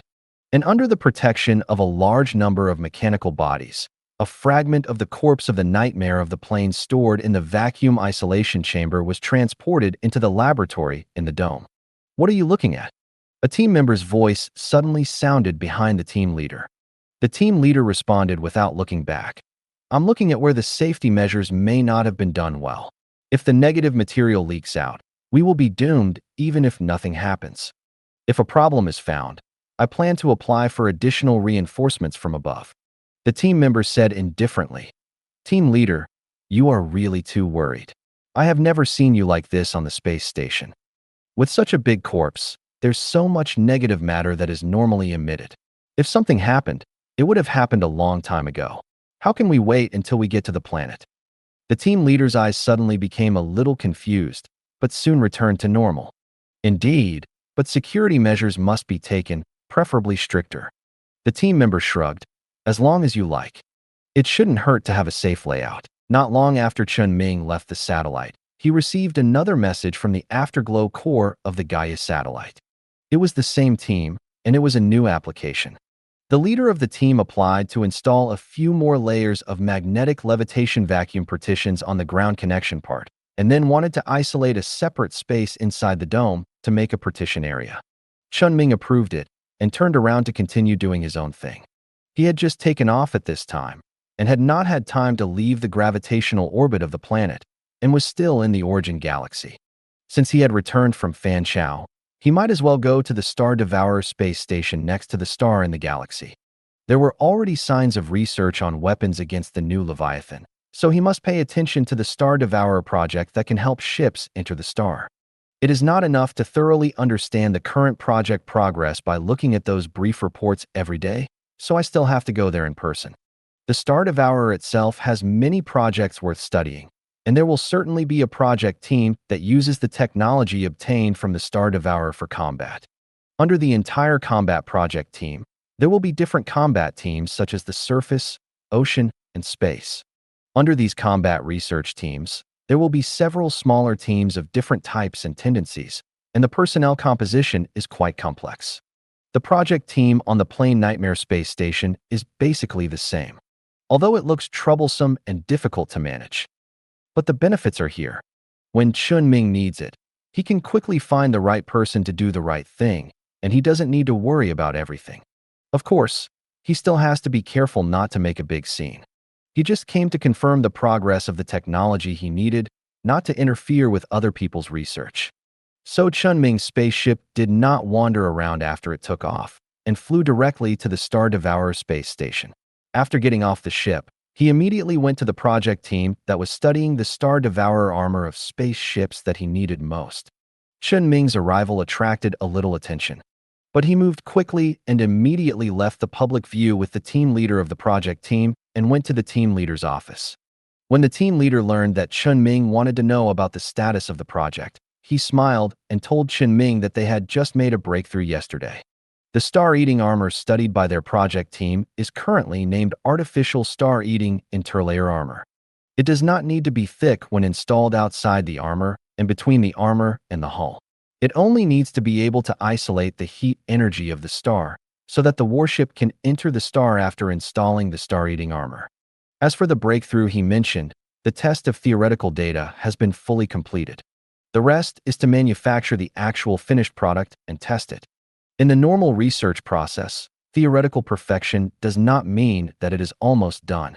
In fact, only when the theory is perfected can the subsequent actual testing begin, and there is still a lot of work waiting. But Chen Ming still left there very satisfied. Because when the theory of a technology has been successful, he can already use his own psychic energy to manufacture the product of such technology and directly conduct subsequent tests. Even from the data, not all stars can enter and exit stably at present. After all, there are many types of stars, and the internal temperatures of different stars are also different. But not to mention the hottest A and B-type stars, at least the stars of the lower levels can enter and exit freely after the ship is equipped with the star-eating armor. As long as they are not directly penetrated from the outermost armor all the way to the hull, the armor can continue to work. As for the star-eating armor of stars with higher protection strength, it is only a matter of Chen Ming's psychic optimization. The armor technology is no problem. The only thing left is the weapons against the jellyfish Leviathan that he and Fan Chao cooperated on. Chen Ming did not stay in his territory for too long. After a brief chat with the heads of several important projects, he returned to Fan Chao and continued his previous work. And a few days passed again. The Empire asked Chen Ming what technology he needed before the transaction with the survivors. The Empire could let Chen Ming choose the technology he needed, and they would organize the technology for trading with the survivors. But Chen Ming refused. He didn't want to have anything to do with the survivors, because he felt more and more that there was definitely a big problem with this group of survivors. Some time ago, they were able to discover the existence of the Star Devourer, knew that he had fought with the Star Devourer, and took the initiative to promote that they knew the weakness of the Star Devourer. This means that they must have discovered the situation in which he and the three-color Leviathan clashed later. After all, the distance between the galaxy where the Star Devourer exists and the galaxy where the three-color Leviathan last stayed is not too far. With the technology of the survivors and the Shining Civilization, this is definitely not difficult. But the survivors did not contact him at that time. Chen Ming had waited for several hours before, not only for the Leviathan to appear, but also for the call from the survivors. However, there was no call. The possible hidden situation really made Chen Ming very worried. Of course, it is also possible that after he rejected the survivors last time, the survivors did not intend to stick to the cold but this time. But Chen Ming clearly felt that the survivors were very concerned about the matters related to the Empire and him during the transactions conducted by the survivors. He lost in the battle with Leviathan, and there was no follow-up. The survivors should be very interested. But the survivors still didn't. So Chen Ming only kept paying attention to the survivors, but never got involved with them. As long as he could find any flaws of the survivors, he would rush over and kill the troublesome survivors completely. At present, he is still monitoring the three-color star and the Leviathan inside the three-color star, while developing new weapons for Leviathan at the Fanchao Research Institute. With his help, the progress of weapon development can be said to be very fast. At present, several targeted new weapons have been developed and can be put into practical use. Chen Ming also thinks it's almost done.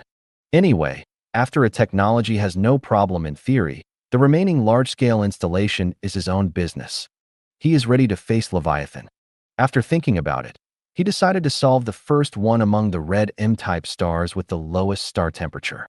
It was also the Leviathan that the blue jellyfish Leviathan guided out last. Chen Ming had prepared the fleet and weapons in advance. But just when he was about to leave, he received an emergency notice from the afterglow core of the Gaia satellite.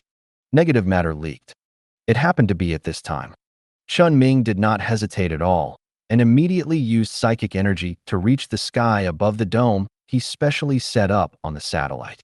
When he just arrived, a heavy breath that he had never felt before was shrouding the dome, giving Chen Ming a little psychological pressure. Although there was no problem with the dome at first glance. But in his psychic perception, the vacuum isolation layer at the bottom of the dome was damaged. A large amount of negative matter will penetrate into the satellite through this gap. The range that is expected to be affected is at least 1/3 of the size of the satellite. This is not something Chen Ming said casually, but he really felt it. Before he had a concept of negative matter and had actually come into contact with a large amount of negative matter. The moment he arrived here, he really felt the existence of negative matter that he had never been able to touch before. He could feel that everything that was fused with negative matter and controlled by him was so heavy at this moment. Although it only takes a little time to adapt to this heaviness, it will no longer be a heavy feeling, but who knows whether this situation is good or bad. Chen Ming glanced at the surroundings of the dome from the sky, and all the people in the project team had appeared outside the dome at this time. They were not in trouble. This may be considered good news, no matter what the specific cause of the leak accident was. Chen Ming activated his psychic power again and appeared in the laboratory inside the dome, and quickly came to the place where the vacuum isolation layer at the bottom of the dome had the first problem. This is the area where the body of the nightmare of the plane is stored. It is tightly protected by various isolation facilities and security facilities. It is obviously protected like this, but there is still a problem. Is this an accident or man-made? With suspicion, Chen Ming once again used his psychic power to sense the condition of the facility he had built himself. After entering the facility that was now completely infiltrated by negative matter, Chen Ming felt that the heaviness of this area was getting more and more serious, and he could also more clearly sense the path of the negative matter leakage. Although this made him feel very uncomfortable, it also allowed him to quickly sense what happened. After some inspection, Chen Ming came to a conclusion. The cause of the accident was that too many safety facilities were installed on the storage facility, causing all the negative matter to be piled up in it. The density of the negative matter accumulation was too high, and eventually the equipment was overwhelmed and leaked. Chen Ming once again called up the list of project team members and checked the information of each of them in detail. There was no problem with the information, and everyone's identity was innocent. He sighed slightly. It seemed that this matter could only be like this. It was considered man-made and accidental. He could not pursue anything. So after Chen Ming used psychic power to repair the damage to the facility, he removed some of the safety devices installed on the equipment that stored negative matter. In addition, a new negative matter diversion device was built, which can store some negative matter separately. After the device for detecting negative matter confirms that the density of negative matter exceeds a certain limit, all the negative matter in this diversion device will be sent to the plane Nightmare space station. Anyway, there is no shortage of negative matter there. After doing this and confirming that the condition of the laboratory has been restored to its original state, Chen Ming turned his head and looked at the research equipment that was still running in the central area of the laboratory. There was a lot of data jumping on it, which was automatically recorded by the computer. Chen Ming felt that this was no longer a question of how much valuable data could be recorded, but whether there were enough people to study these valuable data. And the negative matter had already spread out completely. In just a few tens of seconds since he came here, the planet had already merged a large amount of accumulated negative matter. Although this made him feel that the entire planet had an extra sense of weight, in a sense it was not a purely bad thing. Because he could indeed feel that the entire planet was stabilized in space by some force, but there were many places on the planet that had not yet been infiltrated by negative matter and were still in an unstable state. This unique structure is very valuable for research. It almost allows a small project team that was originally just extended from the nightmare of the plane to even have the possibility of competing with the corpse project team of the nightmare of the plane with this situation. However, we have to wait for 2 days to see. Chen Ming needs to analyze the situation of the planet specifically later. See if this can be done and whether it is too dangerous. Chen Ming can't blame the project team for what happened today. Negative matter itself is dangerous, and there is definitely no problem with adding more safety facilities. Even if the team does not install new security facilities, after the density of negative matter slowly accumulates, the facilities may leak, but it will be a few days later. After all, the ground is not like space. Although there is a corpse of the nightmare of the plane in space that continuously emits negative matter, there is no dual restriction of narrow space and vacuum environment in space like on the ground. Chen Ming can't stop them from doing this, right? So in the end, Chen Ming could only deal with today's affairs and go outside the dome to talk to the team leader. It can be seen that the team leader is also very nervous and scared. He seems to have never expected that negative matter will leak. He stuttered when talking to Chen Ming. The team leader repeatedly assured him that he would not do anything extra in the future. Chen Ming let him continue to do what he should do. After all, he has been on the space station close to the corpse of the nightmare of the plane for so long, and it is nothing for him to continue to work on a planet that has just merged negative matter. He also decisively agreed. After Chen Ming left and the team leader returned to the team members, the team member who knew that the team leader wanted to install additional safety equipment immediately said to the team leader, "Don't do anything unnecessary." I know. The team leader's nervous eyes suddenly flashed a trace of confusion, but he quickly stood calmly. For a moment, his expression was completely free of the tension and anxiety when Chen Ming talked about the previous incident. The team member in front of him seemed to have noticed this, and just when he was about to say something, he found that the team leader seemed to be fine, as if he had just seen it wrong. The team leader did not talk much with the team members, but turned his head to look at the dome. The only thing he saw was the body fragments of the nightmare of the plane that were replaced in the new dome. Chen Ming, who had just left, observed the situation of the team members from a distance for a while through the dome's monitoring. After not finding any problems, he chose to put the accident that had just happened aside for the time being. Chen Ming turned around. He still planned to continue to cause trouble for Leviathan. The episode just now did not affect his thoughts, and even made him more eager to solve Leviathan as soon as possible.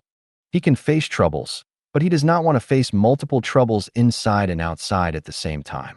Without knowing whether the internal problems will have other effects in the future, solving Leviathan, which has a clear impact in the future, is the most important thing for him to do. The reorganized Zerg fleet, led by Chen Ming, soon appeared inside the M-type star system. The radiation value in the galaxy is several times higher than when Leviathan just appeared before.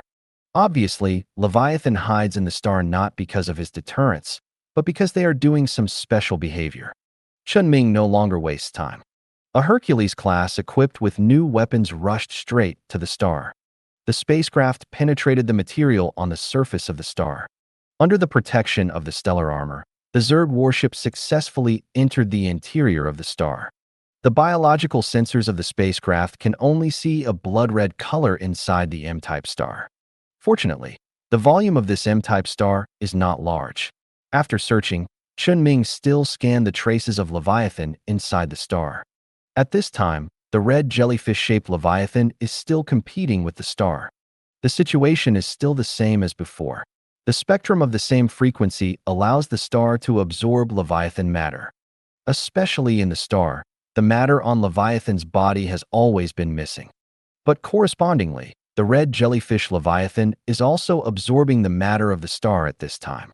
And, unlike when it was separated from the star, when the jellyfish Leviathan is inside the star, its efficiency in absorbing stellar matter is higher than the efficiency of the star absorbing it. So that after staying in the star for a while, this Leviathan is more active than before, which is why Chen Ming found that the radiation in the galaxy is stronger than before. This scene makes it difficult for Chen Ming not to doubt whether the jellyfish Leviathan and the Star Eater have any relatives. Of course, this is just Chen Ming's random thought. In fact, the way the Star Eater absorbs stellar matter is completely different from that of the jellyfish Leviathan, and there is no close connection between them. After discovering Leviathan, Chen Ming immediately prepared the Zerg fleet. However, He took a quick look and found that all the weapon systems of the Zerg battleships that entered the interior of the star were indeed as expected and could not be used in the star.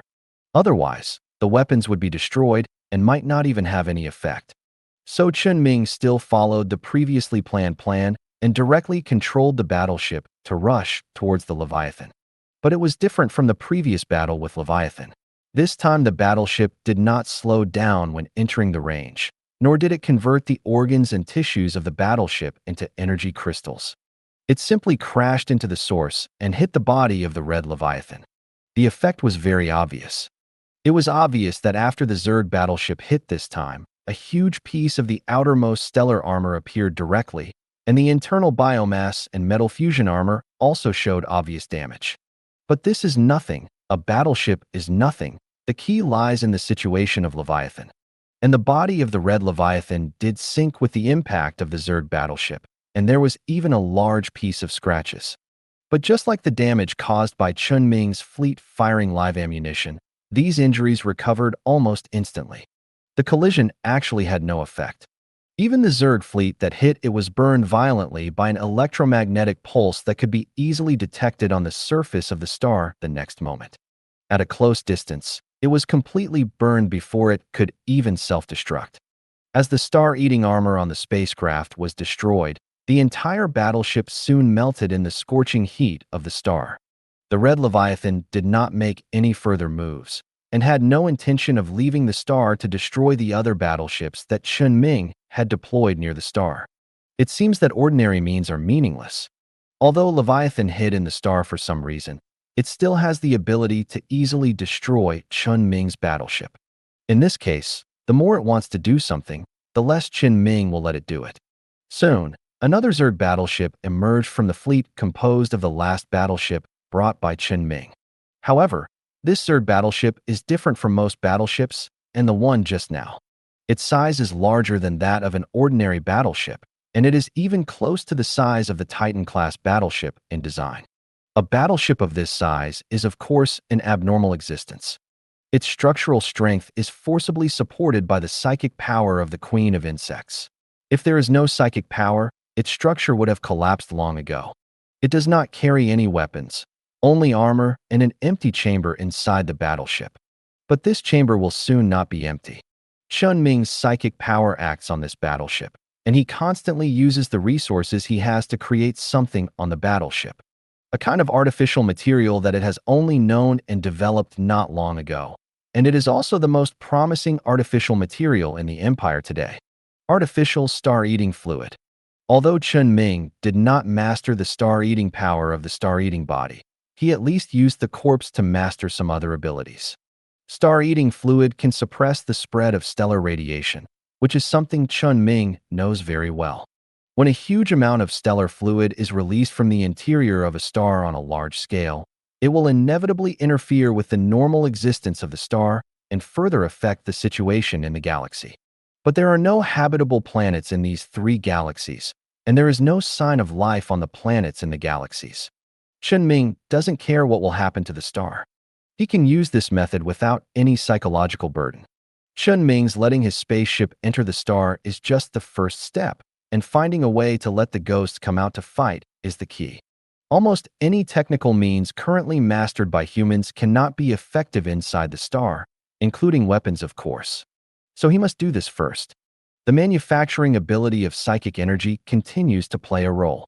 After this huge and bloated Zerg battleship entered the interior of the star, the stellar fluid in its body has accumulated to the extreme. But Chen Ming continued to create new stellar fluid inside, until it was about to touch the red Leviathan. At the moment when the strength of the battleship could no longer support it, the entire battleship exploded. This was not a self-explosion, but was blown up by the internal pressure. A huge amount of stellar fluid was released into the entire star. Although this huge amount is nothing compared to the star, for Leviathan, which is close at hand, these stellar fluids are enough to interfere with the stellar matter near it. And this interference obviously stimulated Leviathan. It finally took action, turned around and left the star, emerged from the surface of the star, and stared at Chen Ming's fleet. The radiation intensity in the galaxy increased again, and electromagnetic pulses appeared again around Leviathan's body. The red jellyfish Leviathan left the interior of the star under Chen Ming's pressure. The Zerg fleet, which had been waiting for a long time, surrounded it immediately.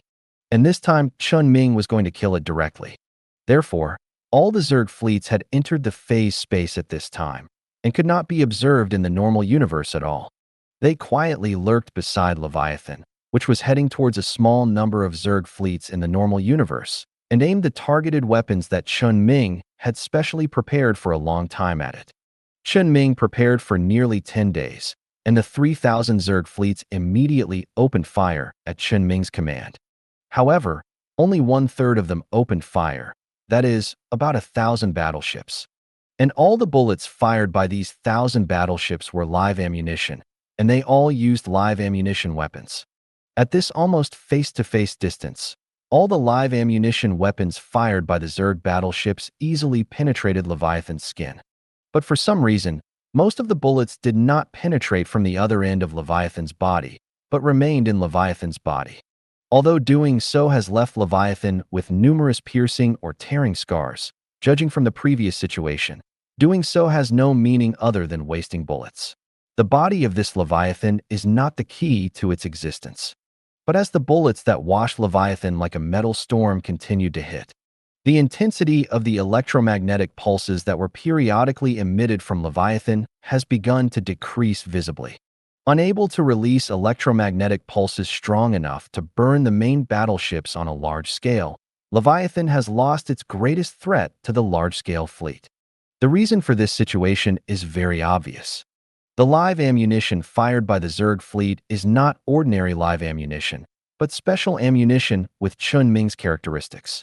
10 days ago, when Chen Ming first started to study weapons against Leviathan, he did not know much about this Leviathan, and could only roughly determine that its properties were related to electromagnetic, radiation, and light frequency. So when researching, Chen Ming deliberately made 3 major types of weapons: electromagnetic weapons, radiation weapons, and optical weapons. The design of electromagnetic weapons is the most troublesome because ordinary electromagnetic pulse generators have no possibility of being effective. Chen Ming would not use this kind of thing to fight against a Leviathan that can emit electromagnetic pulses that affect this galaxy. So he considered another way, the reverse way. Electromagnetic signal blocking device. This is a common device. However, what Chen Ming made was not a signal blocker used in the examination room, but an electromagnetic signal blocking device that he spent time and worked with Fanshaw to research in order to fight Leviathan. He can strongly interfere with specific electromagnetic signal frequency bands, which should have a good effect on the jellyfish Leviathan that can release ultra-high-intensity electromagnetic pulses. However, in Chen Ming's needs, it is not forced interference through other electromagnetic signals, but through the absorption of electromagnetic signals by devices made of special materials. After all, the reason why Chen Ming thought about weapons to block electromagnetic signals is that Leviathan has stronger electromagnetic pulses, and he cannot confront it head-on. And this leads to a need for such a device when it is used, and it needs to be very close to work. Under normal circumstances, this kind of thing is more used on oneself to shield electromagnetic attacks. But now is obviously not a normal situation, and Chen Ming's psychic power also makes him not need to abide by many normal situations. He only needs to find a way to put the equipment into the live ammunition that can be fired by the battleship. This is not a difficult task. At the beginning, he was able to use the optimization psychic power to finally put the jump engine that was originally needed to be stuffed into the warship into an Whooping's body.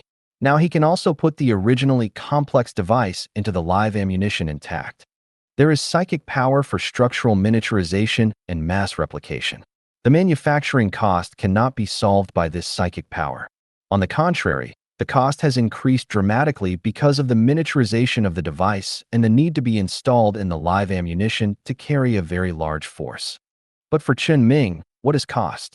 With the support of the entire Zerg, each live ammunition fired by his battleship has a small electromagnetic interference device inside.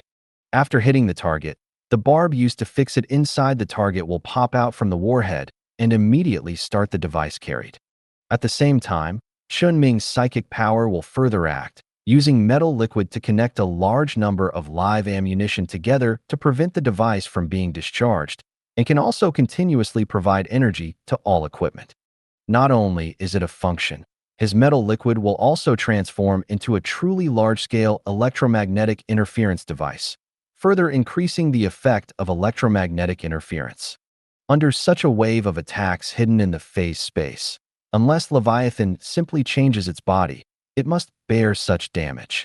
Although Leviathan's body is not important, it is still its concrete external manifestation, and it cannot easily get rid of this body. Even if the electromagnetic interference device left by Chen Ming in its body has almost completely restricted part of its power, it still has no signs of doing so. At this moment, the Zerg fleet also changed its formation in an instant. The second fleet has locked Leviathan. This scale of battle does not require each warship to perform individually, but only needs to obey the absolute command of the commander. At the same time, when Chen Ming ordered to open fire for the second time, the second batch of Zerg fleet also fired a new batch of live ammunition. This time the live ammunition was different from the previous batch. After hitting the Leviathan, most of the bullets did not penetrate the body of the Leviathan, but exploded directly on the surface of the body. A large amount of grayish fluid was sprayed around. These fluids quickly wrapped the Leviathan in them, forming a sticky wrapping layer. At first glance, it seemed to have no effect, but these grayish fluids became brighter at a speed visible to the naked eye, and their color turned into a fluorescent green that looked very dangerous. And the color of the Leviathan's body surface, which originally emitted bright light, became extremely dim in turn. This is the second type of weapon that Chen Ming specially prepared, the radiation weapon. When the design of this weapon was just proposed, Chen Ming and Fan Chao still prioritized the idea of hedging and used stronger radiation weapons to cause damage to the Leviathan. The Empire just happened to have radiation-type weapons, which were the main weapons of the radiation-class battleships snatched from Yuhui, the microsievert-class light radiation cannon. This thing is a pure radiation weapon. Whether it was in the past or now, the Empire is still fighting with Yuhui very vigorously and has a lot of inventory on hand. Chen Ming also has it. For him, as long as it is not the main battleship itself, he can call on the main weapons at any time. But obviously, the idea of confronting Leviathan head-on is very irrational. So the idea of using microsieverts was still past, and Chen Ming chose a more prudent way to make weapons. That is, to use radiation-absorbing devices to make weapons in reverse. It just so happens that the Empire also has something similar, an artificial material called radiation viscous fluid, which is specially used for radiation environments. It can absorb radiation and use the radiation absorbed by itself to emit light for reminders. The effect can only be said to be very obvious, but it is not enough to completely make Leviathan lose its combat capability. As Chen Ming's 2 rounds of attacks poured out, the jellyfish Leviathan was not a fool, it must fight back. But just like the 2 Leviathans that were attacked from the phase space before, it couldn't find the source of the attack at all. And Chen Ming's Zerg fleet also prepared the 3rd round of weapons at this time. It fired without any hesitation. The 3rd round of weapons was not the live ammunition that Chen Ming had installed, but a kind of projector that the Zerg biological warship had. It projected not the needles made of the Zerg's carapace or the activated active energy crystals. It was a crystal that looked very special. As long as there was a light source, it would be colorful from any angle. It was such crystals that were fired in tons and shattered and exploded the moment they hit the Leviathan. Countless cone-shaped crystals pierced into the body of the Leviathan, and under the illumination of the stars and the light of the Leviathan itself, formed a colorful area. The body that was originally smooth and was rapidly repairing after 2 consecutive rounds of attacks by Chen Ming suddenly generated an extremely rough tumor-like object at every place where the crystal fragments pierced. Each tumor-like object has a color that is mixed together but not completely integrated. This is because the crystal fragments in the phase space cannot be expelled from the body of Leviathan. The Leviathan, which originally looked colorful only because of the broken crystals, suddenly became colorful in the true sense. This is the weapon that Chen Ming prepared to disrupt the frequency of light waves. There are a total of 3 jellyfish-like Leviathans, each with a different color, and the change in the frequency of light waves will inevitably affect them. This is indeed the case. As these crystal fragments penetrated, the body structure of Leviathan was close to collapse. All the previous damage Leviathan could ignore, but it was just at this time that the simple damage caused by the crystal fragments that Chen Ming specially found made Leviathan completely unable to bear it. And all of this just now was done in the phase space. Nothing can be seen in the normal universe, only that the originally normal Leviathan suddenly suffered a series of injuries, and in a blink of an eye, it was already dying. But it's not enough. Chen Ming could feel that Leviathan was close to death, but there was still something missing, and he couldn't kill the monster. These methods could only weaken its power to the greatest extent, but could not completely end it. And as Leviathan's breath weakened, Chen Ming's robots left on the Zerg fleet felt a danger from all directions. The power Chen Ming controlled told him that the space around the Zerg fleet was distorting. This was not just the space station in the normal universe that was distorting, but also the phase space was distorted together. At this time, the jump engines of all Zerg warships had lost their function, and any active jump would directly lead to the destruction of the warships. And if there was no jump, then soon this distorted space would completely crush everything in this area. It was this jellyfish Leviathan. Like the nightmare of the plane, it mastered some gravity power, and gravity could tear space to its extreme. This was the talent brought by being born on a neutron star, and it was also the basis for the ability of Leviathan to jump before. However, its space power is obviously weaker. It is obviously unable to tear apart space and can only cause a certain distortion of space, which has been noticed by Chen Ming. Chen Ming took action decisively, and the spiritual energy surged out, easily blocking the power that could distort the space. But Chen Ming did not feel that the danger was gone. Even the sense of danger reached its peak the moment he blocked the space distortion force. The originally bloated and pitted Leviathan's body suddenly swelled, and the giant beast that had dimmed suddenly burst out with unprecedented power at this moment, like a flashback.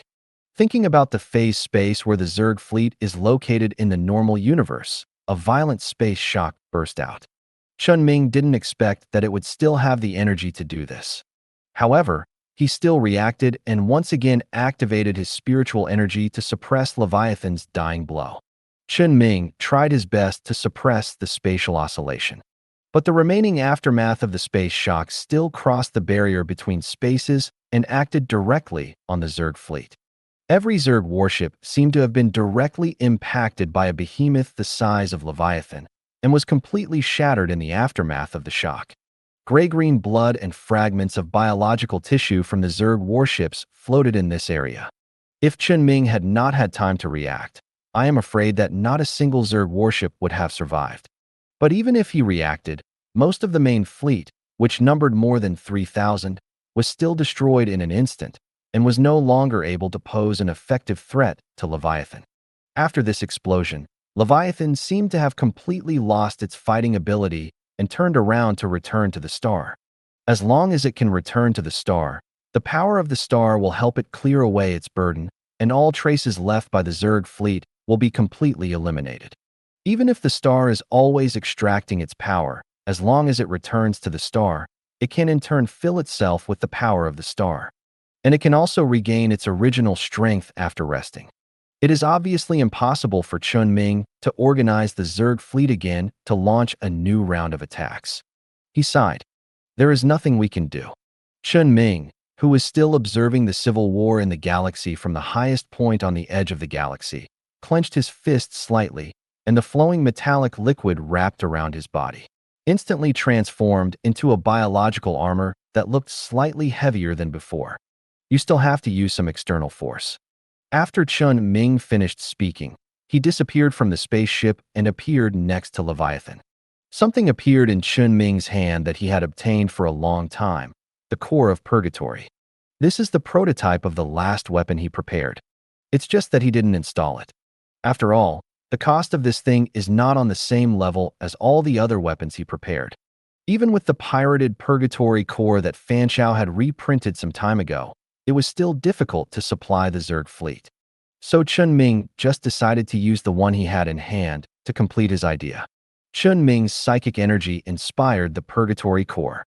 This device, one of the top technological crystallizations of Shining Civilization, carries Chen Ming's will and acts on Leviathan's body. Completely extract all heat energy around it.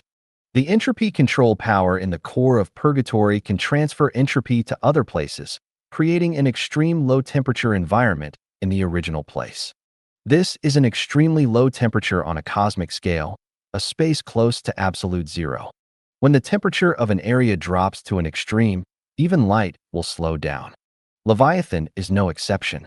And this Leviathan, which is suspected to be inextricably linked to light, experienced even more terrifying phenomena when it encountered this extremely low-temperature environment. Its body is broken. The restriction on the speed of light caused physical ruptures in its body composition, and then its entire body suffered large-scale tears. Its body is falling apart, and it seems to have reached a dead end. However, Chen Ming's perception told him that this Leviathan was still not dead, and it was still breathing its last breath. Just doing this won't take away its life. Moreover, Leviathan is constantly thinking about the surrounding space, releasing radiation and heat energy from its own body, restoring the surrounding environment so that it can continue to move into the star. Chen Ming's mental power is enough to compete with Leviathan. He can rely on the accumulation of mental power to drag Leviathan to death here. But he wasn't going to do that. He still had 2 Leviathans to deal with, and there was no way he was going to waste his time doing something like this. And he had another thing in his hand that could be used. Destroy the core. Ever since Chen Ming snatched the destruction core from the machine tribe, he has never used this thing. Although the destruction core helped Chen Ming take the initiative to build the natural disaster core that was the key to his power, the strength was slightly lower than before. But that is taken out and looked at a separate level. When it is held in Chen Ming's hand, it will not affect the effect it can bring at all. As Chen Ming's spiritual energy was activated, the aura of destruction covered Leviathan's broken body. For a moment, Chen Ming actually felt fear from it.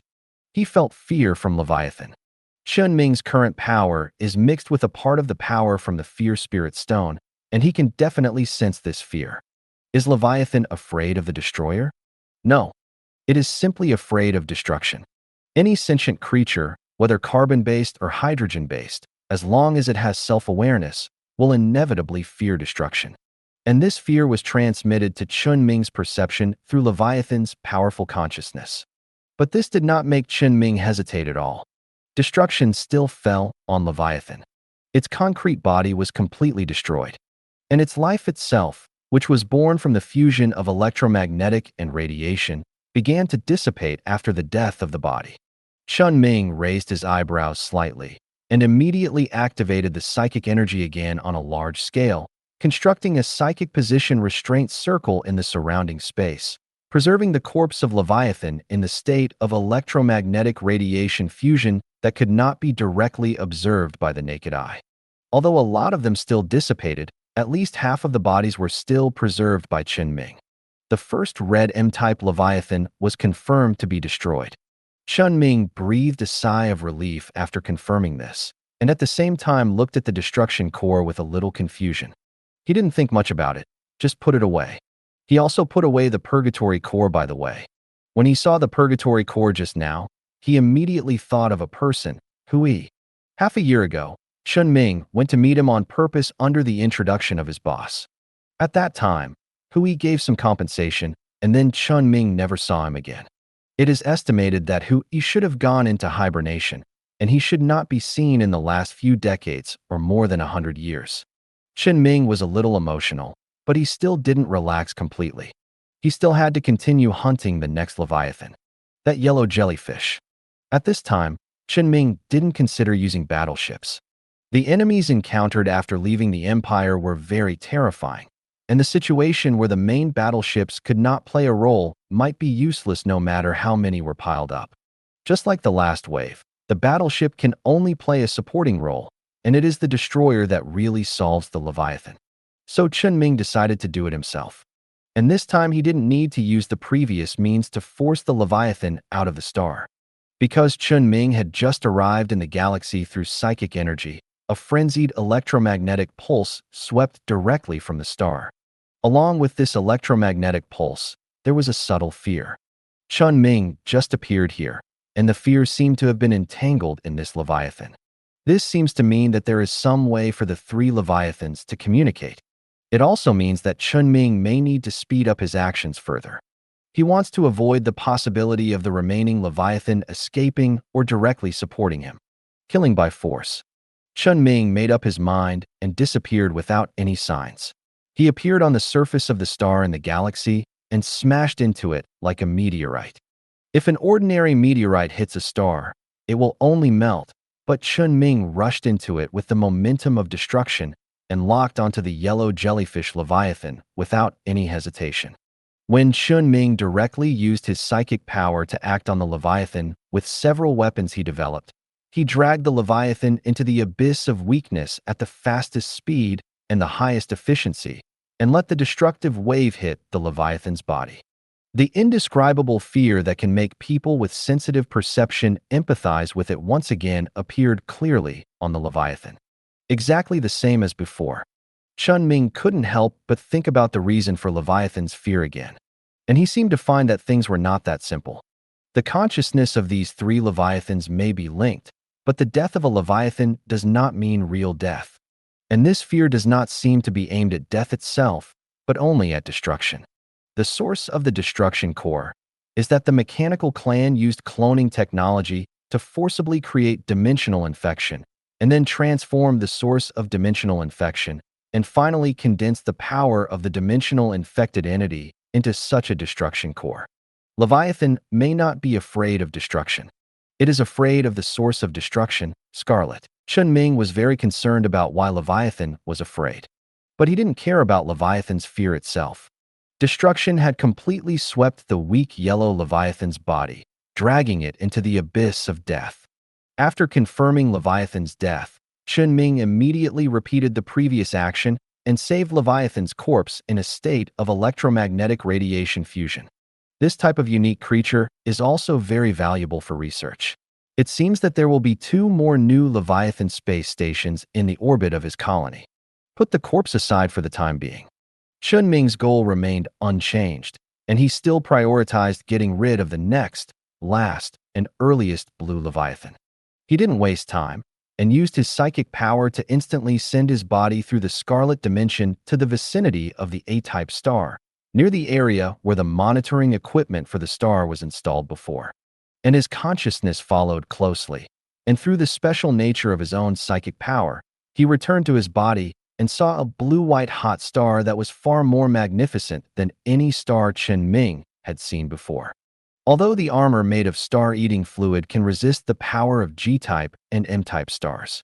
However, facing this A-type star, which is almost the strongest star in the universe, there seems to be no suitable way to get in. That's why Leviathan didn't leave directly. But he doesn't need to defend it completely.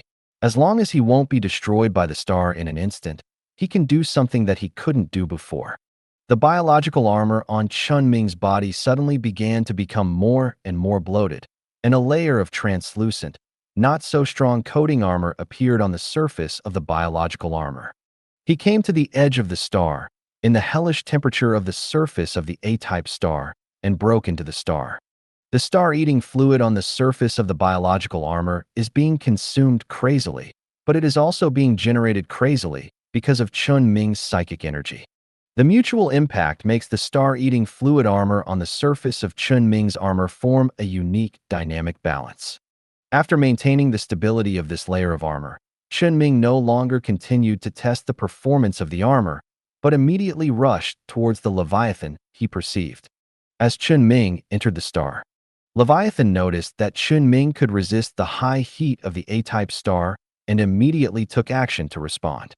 However, its action was not to use the advantage of the half-home field at this time to cause trouble to Chen Ming, but to leave the star from the other side of the star from the other side of the position where Chen Ming entered the star. It wanted to escape. Chen Ming discovered this scene through the monitoring devices that had been set up on the other side of the star. It immediately stopped moving into the star and activated its psychic energy again to send itself to the other side of the star, near the monitoring devices.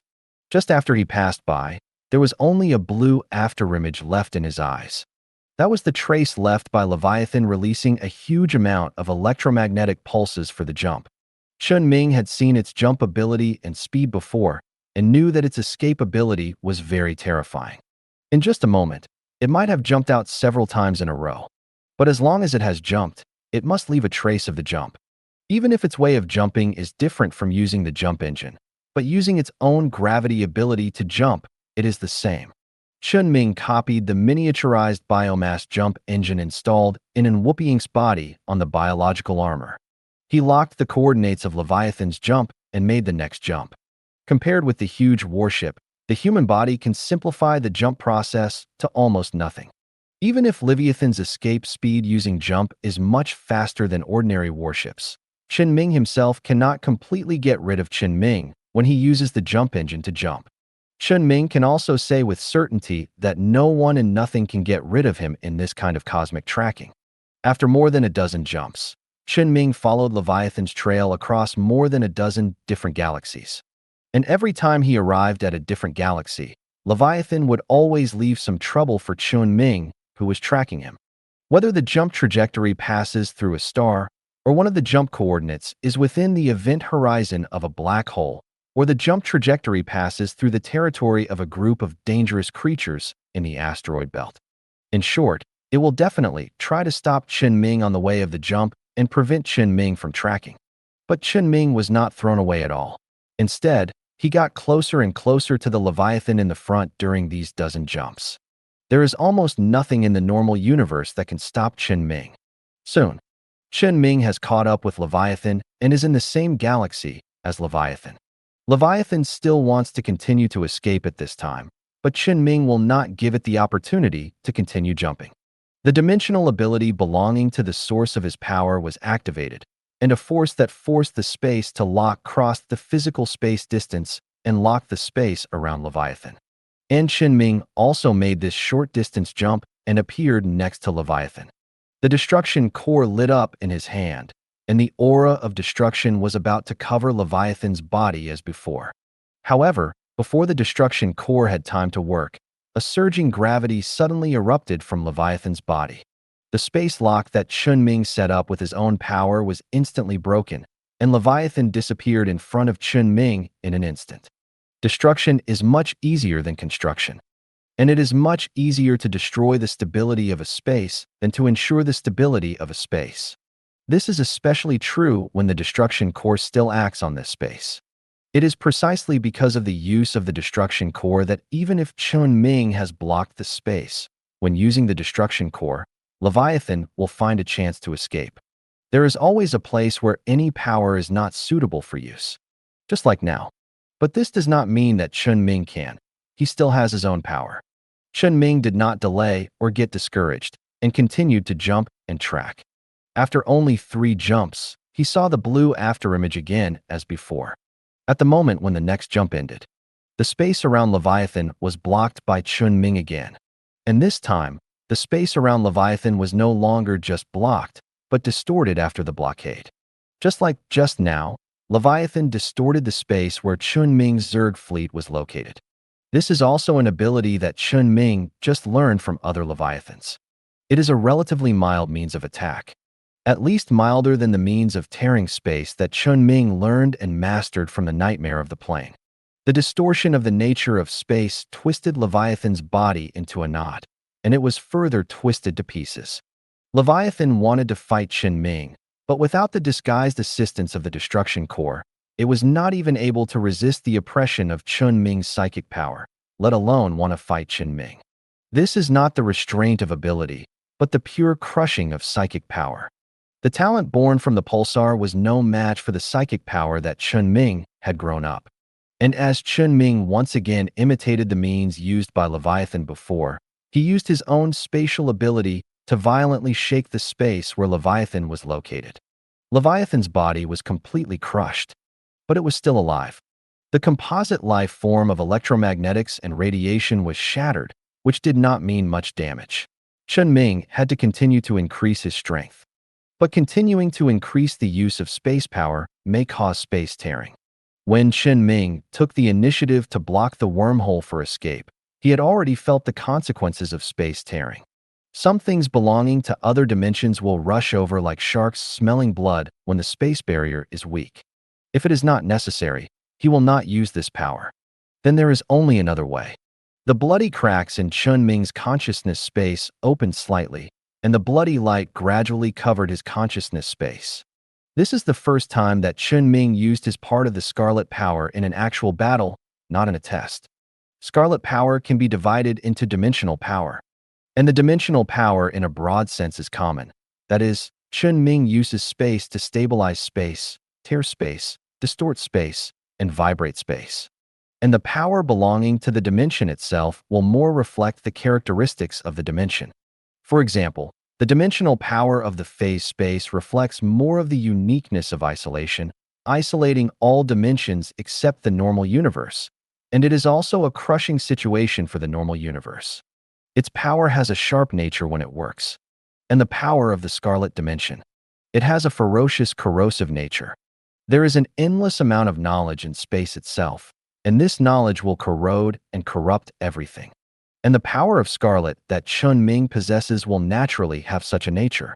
Although Scarlet is the existence that Chen Ming is more worried about. But at this moment, using the power of Scarlet is safer than using the power of the basic dimension. Because the Scarlet Power is a power that is completely assimilated by Chen Ming and belongs to him. And the behavior of space power tearing space will attract things in the Scarlet Dimension. The Scarlet Dimension infection will incubate things in the normal universe and turn them into pure twisted flesh and blood. And when Chen Ming uses the power of the Scarlet Dimension, some special effects will also be produced. When the Scarlet Light approaches Leviathan along Chen Ming's psychic energy, the Scarlet Power that originally seemed to be extremely docile in Chen Ming's hands suddenly bit at the remains of Leviathan like a mad dog. Leviathan's body was distorted as if it was infected by the dimension. The broken body twitched and felt a sense of mechanical corrosion. It was not just the metal corrosion on the mechanical parts, but the structure itself was also rusting.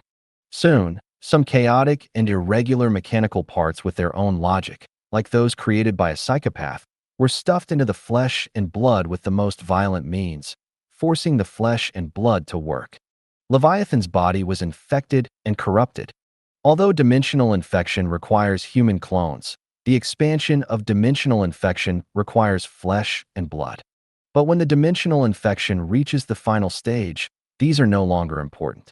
In the past, the entire planet would turn into flesh and blood because of dimensional infection.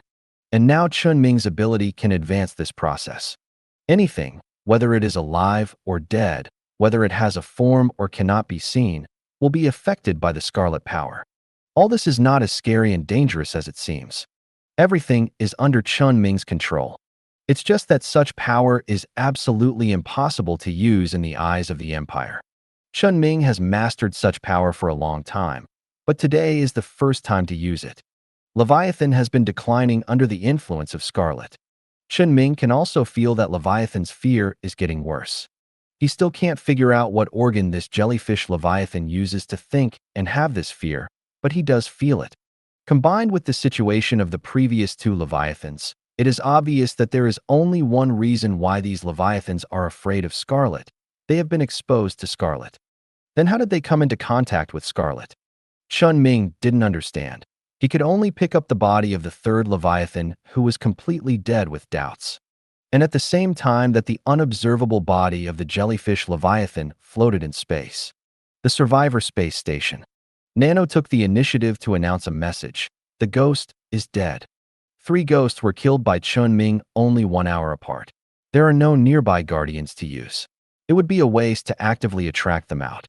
But we no longer need to rely on ghosts. There has been a large-scale leakage of negative matter in Chen Ming's colony.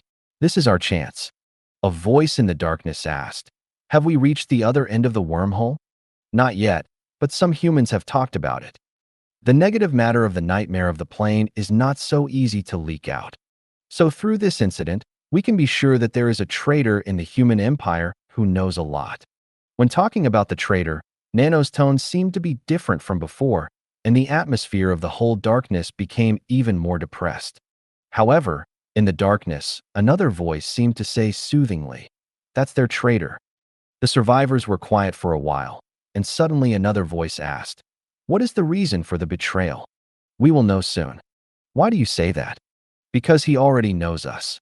When a civilization encounters the survivors of another civilization, even if they are survivors of a destroyed civilization that is known to almost everyone in this civilization, the ruling class of a civilization will never reveal the existence of the survivors.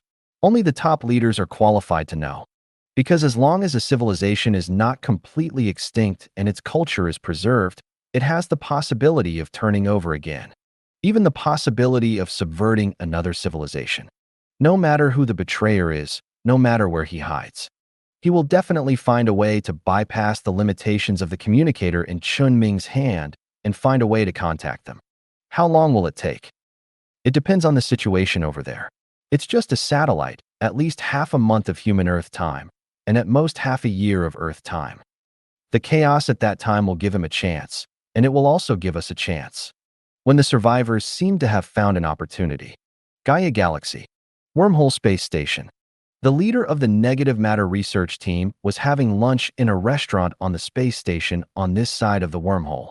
In the blind spot of the restaurant's surveillance that he blocked with his body, there was a terminal that belonged to him with a notepad opened.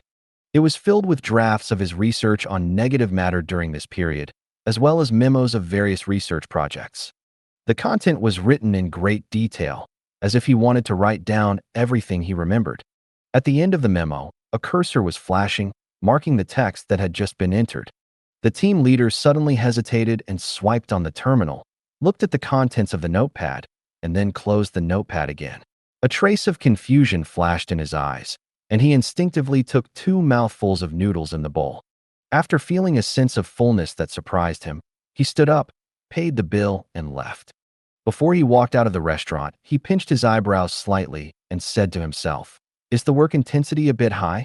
Why do I always forget things?" Although Chen Ming has a certain monitoring of all the territories he controls, the monitoring he maintains is the monitoring of various unknown foreign things and various unauthorized psychic things. It is impossible for him to monitor everyone in his territory all the time. Moreover, he was busy bringing the corpse of the 3-color Leviathan to the orbit of the Gaia planet. He recorded all the data of this situation and prepared to send it to the Empire, asking them to send people over according to the situation. While handing the work to others, Chen Ming could also find an opportunity to dig into the corner or something. However, this time Chen Ming delayed the matter a little, because this was the first time he saw the Leviathan that seemed to be born. Although he was not sure whether the 3 Leviathans existed there originally or were just born, this situation made him curious about the galaxy where the Leviathan was born. What would make the Leviathan born? So whether it was the galaxy of the 3-color star or the galaxy of the original pulsar, Chen Ming specially sent a new fleet to investigate. As a result, the fleet actually gained something. There is nothing in the galaxies of the 3 ordinary stars, but in the galaxy of the pulsar, there is a planet that has been irradiated by radiation and various pulses for tens of thousands of years. The fleet found a relic that should belong to the Shining Civilization. Because the entrance to the relic found the text of the Shining Civilization and some pictures and statues of insect creatures that the Shining Civilization likes. Part of the rock on which this string of text was carved was damaged, so Chen Ming could only recognize one of the words. Memorial. This relic exists underground, and it is not difficult to find under normal circumstances, but the existence of the pulsar has caused serious interference to most of the reconnaissance equipment. It also made the fleet almost ignore this underground building. But the result is good. And such a relic also made Chen Ming immediately cheer up. Because the location of the Shining Civilization relic that Chen Ming found is after the wormhole. He still clearly remembers what the survivors said. When their ancestors escaped from the disaster that led to the extinction of civilization, they relied on the sacrifice of someone to escape the attack of the nightmare of the plane. And they have been keeping an eye on the sacrifice spaceship, and when Chen Ming picked up the communicator, they contacted directly. This shows that no one from the Shining Civilization can avoid them when entering or leaving, not to mention that they took the initiative to come to Cell when Chen Ming was fighting with the Star Devourer before. This further shows that they have a high degree of control over the information around them. Although their actual combat effectiveness is not necessarily high now, they definitely know a lot. So the remains of the Shining Civilization here are either related to the survivors, or the survivors are lying. As for the possibility that the person who left this relic may be a member of the Shining Civilization who came in early to develop it, Chen Ming directly ruled it out. Because from the scavenger robot located in the origin galaxy, the Shining Civilization obviously intends to develop the world behind the wormhole from this wormhole. And the wormhole is also the passage connecting here and the universe around the Empire. It may not be the only passage, but since Chen Ming has not found another way, he will treat it as the only one. In addition, the words engraved near the rock at the entrance of the ruins. This relic can basically only be a relic born after the demise of the Shining Civilization. Chen Ming had to go there in person and look for clues about the ruins on the planet. So after sorting out the process of fighting with Leviathan, Chen Ming once again came to the Pulsar Galaxy, arrived at the planet illuminated by pulses and radiation day and night, and came to the entrance of the ruins located underground. There were still those words at the door, and Chen Ming could only see the word memorial. Judging from the situation of the galaxy, when this relic was still a normal building, there was a high probability that it was destroyed by a supernova explosion at the end of the star's life. Of course, it may also be that the people of the Shining Civilization insisted on building something on the pulsar, and then it was destroyed by the pulse of the pulsar. There is not much difference. Anyway, from the situation when Chen Ming walked into the building at this time, it doesn't matter which one it is. Although the ruins of this building exist underground, there is no shortage of various technological equipment. It's just that when Chen Ming came in, he found that almost all electronic equipment was destroyed. All the data of all electronic equipment was also destroyed. When Chen Ming tried to repair them, he also encountered the same time problem as the scavenger robot and the nanoforge. Things that are too old cannot be restored to their past. Chen Ming had no way to restore the data and determine the time when this place was destroyed. However, looking at the environment and layout of the building itself, Chen Ming felt that this place was like some kind of art exhibition hall. At this time, many places in this vertical underground building collapsed, many storage spaces were damaged, and the various artworks inside had long been damaged and disappeared. But there are still some art collections of the Shining Civilization preserved. Most of them are related to insects. There are some simple text introductions under each artwork. However, these texts have long been completely unrecognizable due to the wear and tear of time. It can only be said that although it may be a humanoid creature, the Shining Civilization has a very big difference from humans in aesthetics. As Chen Ming walked completely into the central area of the building, Chen Ming found a central stone pillar with a spiral structure leading to the underground in the center of this exhibition hall. In addition to a lifelike, giant centipede-like creature carved on it, a string of time belonging to the Shining Civilization was carved in the area next to the centipede. And this time is about millions of years ago in Earth time. Of course, the building of this relic was definitely not carved millions of years ago. It seems that only a certain period of time was carved on the central stone pillar, and then the cultural relics or artworks of this period were arranged around it. Going down, thousands or tens of thousands of years will pass quickly to the next era, and cultural relics will continue to be placed. The closer the time is to the present, the shorter the time span is, and the larger the area of each layer is. There are more modern cultural relics, and even some technological products have gradually appeared inside. Of course, these things are like the building itself. Most of them are damaged to the point where they cannot be repaired. Only some simple works of art, such as some stones with gorgeous textures carved into various Zerg appearances, have barely been preserved intact to this day. This underground building does not look like a building that can only exist independently, nor does it look like a building that can be easily built. Going down here, it is less and less like an art gallery that Chen Ming guessed casually. Rather, it is a memorial carved on the stone at its door. Chen Ming feels more and more that there are many things about the Shining Civilization that are difficult for people to understand. After thinking about it, he simply stepped out of the corroded and invisible fence and jumped down to the bottom of the building. Here, some mechanical equipment and mechanical units collapsed on the ground. They seemed to continue to develop downwards before they fell. However, they did not develop successfully, and only the wreckage was left here. And some mechanicals that were stuffed into display cabinets as cultural relics or artworks. It seems that this area is the area where the cultural relics of the last era of the Shining Civilization are stored. In this lowest area, the time engraved on the stone pillar is about 30,000 years ago according to human time. At this point in time, after the survivors came to the wormhole. Thank you for watching. I hope you enjoyed today's episode. If you did, please like, share, and subscribe.